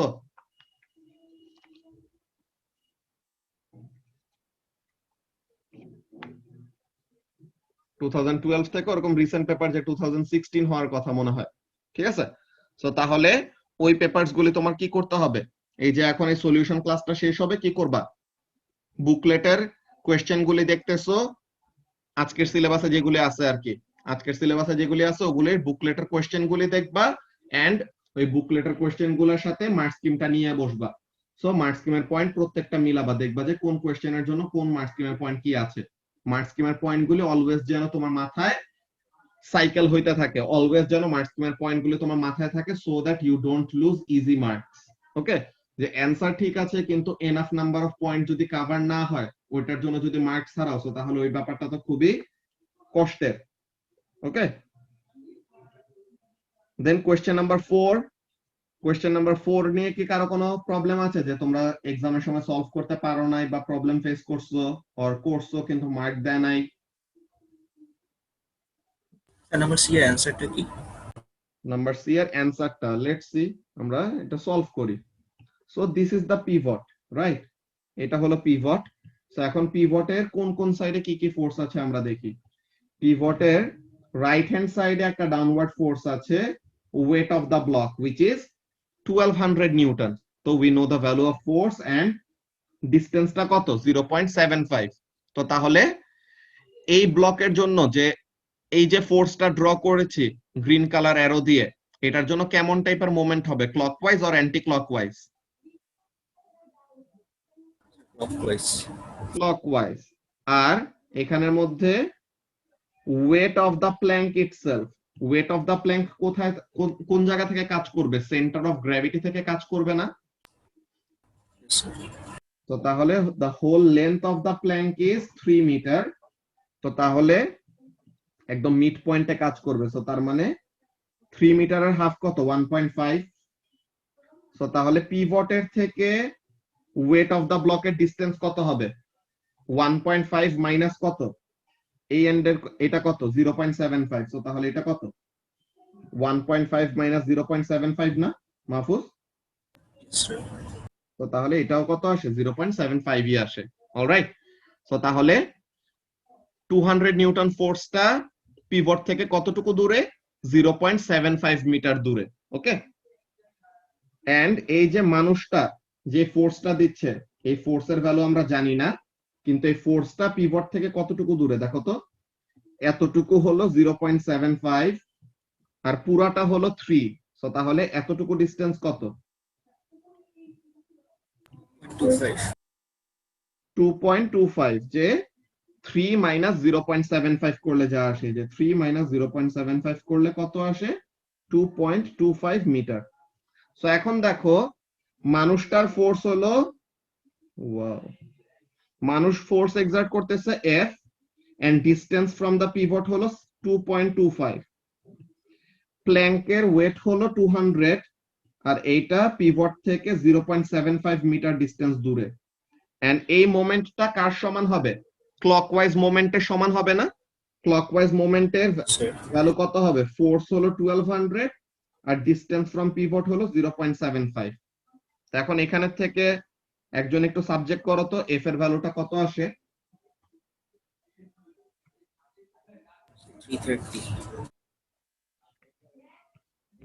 330 এটা আসে ডিরেক্টলি নাকি 333.33 এমন আসে কিছু?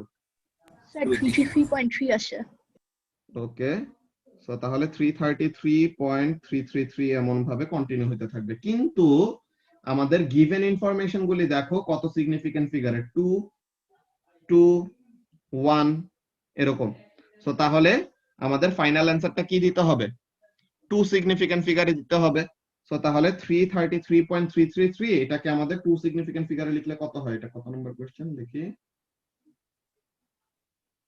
এই যে 333 লিখলে অ্যালাউ করেছে, কিন্তু মেইনলি অ্যান্সারটা লিখতে হবে কত, 2 সিগনিফিকেন্ট ফিগারে, হুইচ ইজ 330 নিউটন। ওকে, তো 333 লিখলে পরে অ্যালাউ করেছে মার্ক, বাট অ্যাকচুয়ালি লিখতে হবে কত মুবাশিরা, 330 লিখতে হবে, তাই না? Yes, sir. ওকে, সো তাহলে এইটা ছিল কোশ্চেন নাম্বার 4 এর ওই ফোর্স এর অ্যান্সার, বুঝতে পারছো মাহফুজ? Sir. ওকে, কোশ্চেন নাম্বার 5 টা তো খুবই কঠিন, এটা তো তোমরা কেউই পারবা না নাকি?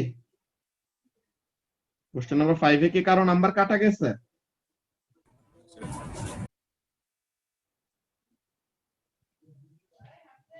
কোশ্চেন নাম্বার 6,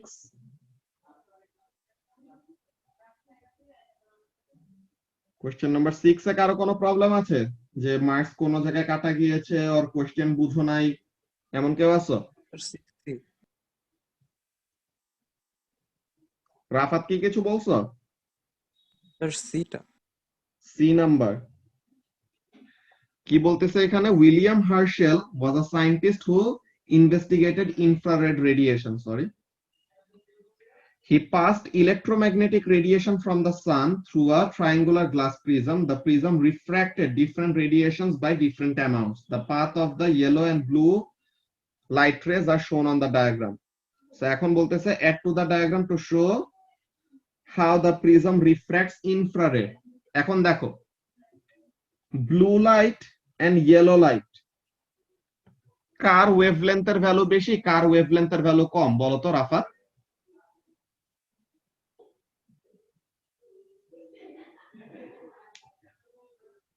এখানের মধ্যে তোমাদের ওয়েভলেন্থের এই জিনিসটা মনে রাখতে বলছিলাম, যে রয়েজ বিফ যেটা আমাদের আছে, ঠিক আছে, যে রেইনবো কালার যেগুলি, রেড এর ওয়েভলেন্থ হলো সবচেয়ে বড়, ভায়োলেটের ওয়েভলেন্থ হলো সবচেয়ে ছোট অ্যামং দা কালার্স।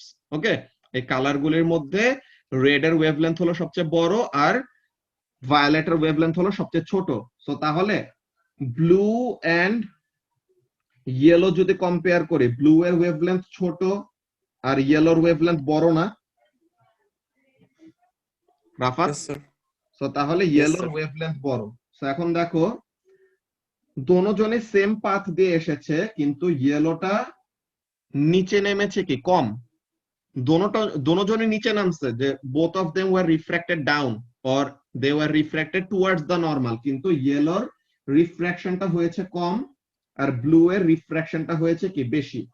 সো তাহলে এখানে থেকে আমাদের একটা আইডিয়া নিতে হবে কি, যে ওয়েভলেন্থ যত বড় তার রিফ্র্যাকশন তত কম হবে, ওয়েভলেন্থ যত ছোট তার রিফ্র্যাকশন তত বেশি হবে। বুঝতে পারছো কি বললাম, যে ওয়েভলেন্থ যত বড় রিফ্র্যাকশন তত কম, মানে কম নিচে নামবে, আর ওয়েভলেন্থ যত ছোট তার রিফ্র্যাকশন হবে কি তত বেশি। অলরাইট, সো এখন এই দুইটা থেকে আমরা এই একটা আইডিয়া পাইলাম। এখন বলতেছে যে ইনফ্রারেড এর জন্য কেমন হবে, ইনফ্রারেড এর ওয়েভলেন্থ তো ভিজিবল লাইটের থেকেও বেশি, তাই না, যে রেড এর থেকেও ইনফ্রারেড এর ওয়েভলেন্থ হলো বড়, বিকজ ওই যে আমাদের ওই সিকোয়েন্সটা যে আছে, এই যে সিকোয়েন্স, ইনফ্রারেড এর ওয়েভলেন্থটা কি ভিজিবল লাইটের থেকেও বড়। সো তাহলে ইনফ্রারেড এর রিফ্র্যাকশন তাহলে কি হবে, ইনফ্রারেড এর রিফ্র্যাকশনটা ইয়েলোর থেকেও কম হবে না? রিফ্র্যাকশন হবে নো ডাউট, কিন্তু ইয়েলো লাইটের থেকেও তার রিফ্র্যাকশনটা কি হবে, লেস। বুঝতে পারছো রাফাত? ইয়েস স্যার তো তাহলে this will be the diagram. তো ফার্স্ট এইটা, দেন বলতেছে William Herschel use the thermometer to detect infrared. So এখন কোন সারফেসটা সবচেয়ে ভালো হবে, ব্ল্যাক। কেন, বিকজ ব্ল্যাক হলো সবচেয়ে ভালো অ্যাবজর্বার। অলরাইট, তো তাহলে এটা ছিল তোমার সি নাম্বার কোয়েশ্চেন, যেখানে কনফিউশন ছিল। ওকে ওকে, দেন এখন কোয়েশ্চেন নাম্বার 7। কোয়েশ্চেন নাম্বার 7 নিয়ে কি কারো কোনো কনফিউশন আছে? Sir, A2. Question number 7 এর A2, explain why the core is made of a soft magnetic material such as iron. কোরটা আয়রন দিয়ে কেন বানানো? এই যে আয়রন কি করে, আয়রন তো খুবই ভালো ম্যাগনেটিক ম্যাটেরিয়াল, সো তার ভিতর দিয়ে সবগুলি কি করবে, it will strengthen the magnetic field. একটা হলো আয়রন কি করবে, আয়রন ম্যাগনেটিক ফিল্ডের স্ট্রেংথটাকে বাড়ায় দিবে, এন্ড আয়রনের ভিতর দিয়ে চ্যানেল করবে, সে বেসিক্যালি কি করতে পারে, যে এখানের মধ্যে দেখো iron can basically do this, যে এখানের মধ্যে একটা তো হলো সফট ম্যাটেরিয়াল, যে সফট ম্যাগনেটিক ম্যাটেরিয়াল কেন, যে it can lose magnetism easily, যে জাস্ট লুজিং ম্যাগনেটিজম অতটুকু বললে পরে হবে না, কি করবা, বলবা যে আয়রন ইউজ করা হয় কেন, because it can lose magnetism quickly or easily. ঠিক আছে, যে যখন চাবো ম্যাগনেট হিসেবে কাজ করবে, যখন চাবো তার ম্যাগনেটিজম যেন চলে যায়। এন্ড এই যে ট্রান্সফরমারের মধ্যে কেমন টাইপের কারেন্ট ফ্লো করে Mahfuz, direct current or alternating current, alternating current. So তাহলে আমাদের ম্যাগনেটিক ফিল্ডটাকে কি হইতে হবে, কারেন্ট যত তার ডিরেকশনটাকে চেঞ্জ করছে, কারেন্টের সাথে সাথে ম্যাগনেটিক ফিল্ডটাকেও অল্টারনেটিং করতে পারতে হবে, তাই তো? সো তাহলে ম্যাগনেটিক ফিল্ডটা অল্টারনেট করতে পারার জন্য হোয়াট ইজ রিকোয়ার্ড, এমন একটা জিনিস যে যেন অনেক তাড়াতাড়ি রেসপন্ড করতে পারে, যে একবার এক ডিরেকশনে ম্যাগনেটিজম দিলাম, দেন এখন ম্যাগনেটিজমের ডিরেকশন চেঞ্জ করে সে যেন আবার অন্য আরেকটা ডিরেকশনে চলে আসতে পারে তাড়াতাড়ি। এটা কে পারবে, যে নাকি ইজিলি ম্যাগনেটাইজ এন্ড ডিম্যাগনেটাইজ হইতে পারে, ওইরকম টাইপের ম্যাটেরিয়ালের পক্ষেই পসিবল, তাই তো? সো তাহলে Yes, sir. Idea that magnetic field in the core alternates or changes, so এইটার জন্য আয়রনটা হলো মোস্ট সুটেবল। বুঝতে পারছো? Yes, sir. ওকে, তো এই কোয়েশ্চেনটা নিয়ে কি আর কারো কোনো প্রবলেম আছে? এটা তো আমরা করছিলাম, এই যে 27,000 হার্টজ, তো এটা কেন শোনা যায় না, বিকজ এটা অডিবল রেঞ্জের বাইরে, তাই না? যে আমাদের অডিবল রেঞ্জ হলো 20 হার্টজ থেকে 20,000 হার্টজ, তো তাহলে 27,000টা কি অডিবল রেঞ্জের বাইরে, তো এর জন্য এটাকে কি করতে পারি না, শুনতে পারি না, তাই তো? কি হলো, স্ক্রিনটা কি, সরি আমার ইন্টারনেট চলে গিয়েছিল, এখন আবার চলে আসছে, হোপফুলি তোমরা এখন শুনতে পাচ্ছ। সো এখন যেটা বলতেছিলাম কি জিনিস, যে এটা 27,000 হার্টজে অসিলেট করতেছে, which is out of the range of our audible range। ঠিক আছে, অডিবল রেঞ্জের বাইরে, তো এর জন্য এটাকে আমরা কি করতে পারতেছি না, শুনতে পারতেছি না। তো এই কোয়েশ্চেনটা নিয়ে কি কারো কোনো প্রবলেম আছে? Question number 7। Sir. ওকে, তো তাহলে তোমরা সবাই এখন কাজ করো, তোমাদের মেইন মক 2 এর যেই সিলেবাসটা দেওয়া, ওই সিলেবাসের পেপারগুলি সবাই তাড়াতাড়ি দেখে ফেলো এখন। ঠিক আছে, সলভ তো করা আছে ইয়ার ওয়াইজ পেপারে, যারা সলভ করা নাই তাদের কথা কিছু বললাম না, যারা সলভ করছো তাদের জন্য তো ভালো, একদম রেডিমেড সবকিছু করা। So just go through the mark scheme points and match with your answer, যে তুমি অ্যাকচুয়ালি মার্কস্কিম পয়েন্ট সবগুলি কভার করা অ্যান্সার লিখছো নাকি না। ওকে, তো তাহলে এই যে একটু পরে যে পরীক্ষা হবে 10টা বাজে, তখন যেন তোমাদের এক্সামটাও তাড়াতাড়ি শেষ হবে, তুমি কনফিডেন্টও থাকবে এক্সাম দিয়ে, যে you will get a significant amount of mark, যে তুমি শিওরিটি দিয়ে ওরকম বলতে পারবা যে 100 এর বেশি পাবো। বুঝতে পারছো? এন্ড যারা যারা নাকি পেপার 1টা ভুলে আনো নাই, আমাদের এখানে ভুল হয়ে গেছে, যে ওখানে খোরশেদ ভাই আসলে প্রিন্টিং এর সময় পেপার 1টা দেখে নাই, তো তোমাদেরকে বলে দিছিলাম যে যারা যারা পারবা তারা যে নিয়ে আসতে, তো অনেকজনই তোমরা নিয়ে আসছো, থ্যাংক ইউ। কিন্তু যারা যারা আনো নাই, তোমাদেরকে একটা ইয়ে করব, যে তোমরা এই 10টার আগে তোমাদেরকে পিডিএফ দিয়ে দিব, বুঝছো? পেপার 1টার পিডিএফ দিয়ে দিব, সো তোমরা একটু A4 পেপারে কষ্ট করে লিখে ফেলো পেপার 1 এর অ্যান্সার গুলি। ওকে, নেক্সট টাইম থেকে এরকম যেন এগুলো না হয়, এর জন্য এইভাবে যে সবকিছু দেখে আসছি, ইনশাআল্লাহ এর পর থেকে আর এরকম কোনো প্রবলেম হবে না। অলরাইট, এন্ড যেটা বললাম, সবাই চেক স্ক্রিপ্ট গুলি নিয়ে আসবা ইহাব থেকে and you will have to match it with the mark schemes and go through your mistakes. ভুলগুলি না দেখে জাস্ট মার্কস এত পেয়েছি এটা দেখে রেখে দিলে পরে মক দিয়ে কোনো লাভ নাই। মক দিবাই তুমি এর জন্য, ভুল করবা, ভুল থেকে শিখবা। ওকে, ভুল করলে কোনো সমস্যা নাই, কিন্তু ওই ভুলটা যদি আবার পরের বার রিপিট করো তাহলে তো তখন আর কিছু বলার নাই, বিকজ ভুল একবার করছো তখন এটা দেখায় দেওয়া হয়েছে। এরপরে যদি আবার ভুল করো তো তাহলে পরে তো এইটাতে তুমি নিজে কি করতেছো না, তোমার যেখানে ভুল যাচ্ছে ওগুলি তুমি গো থ্রু করতেছো না, বুঝতে পারছো? তো এর জন্য অলরাইট। সো তাহলে আমরা ক্লাসটা এখন এখানে শেষ করি, 10টা বাজে আমাদের মক স্টার্ট হবে। ওকে, আল্লাহ। Sir. ওয়ালাইকুম আসসালাম।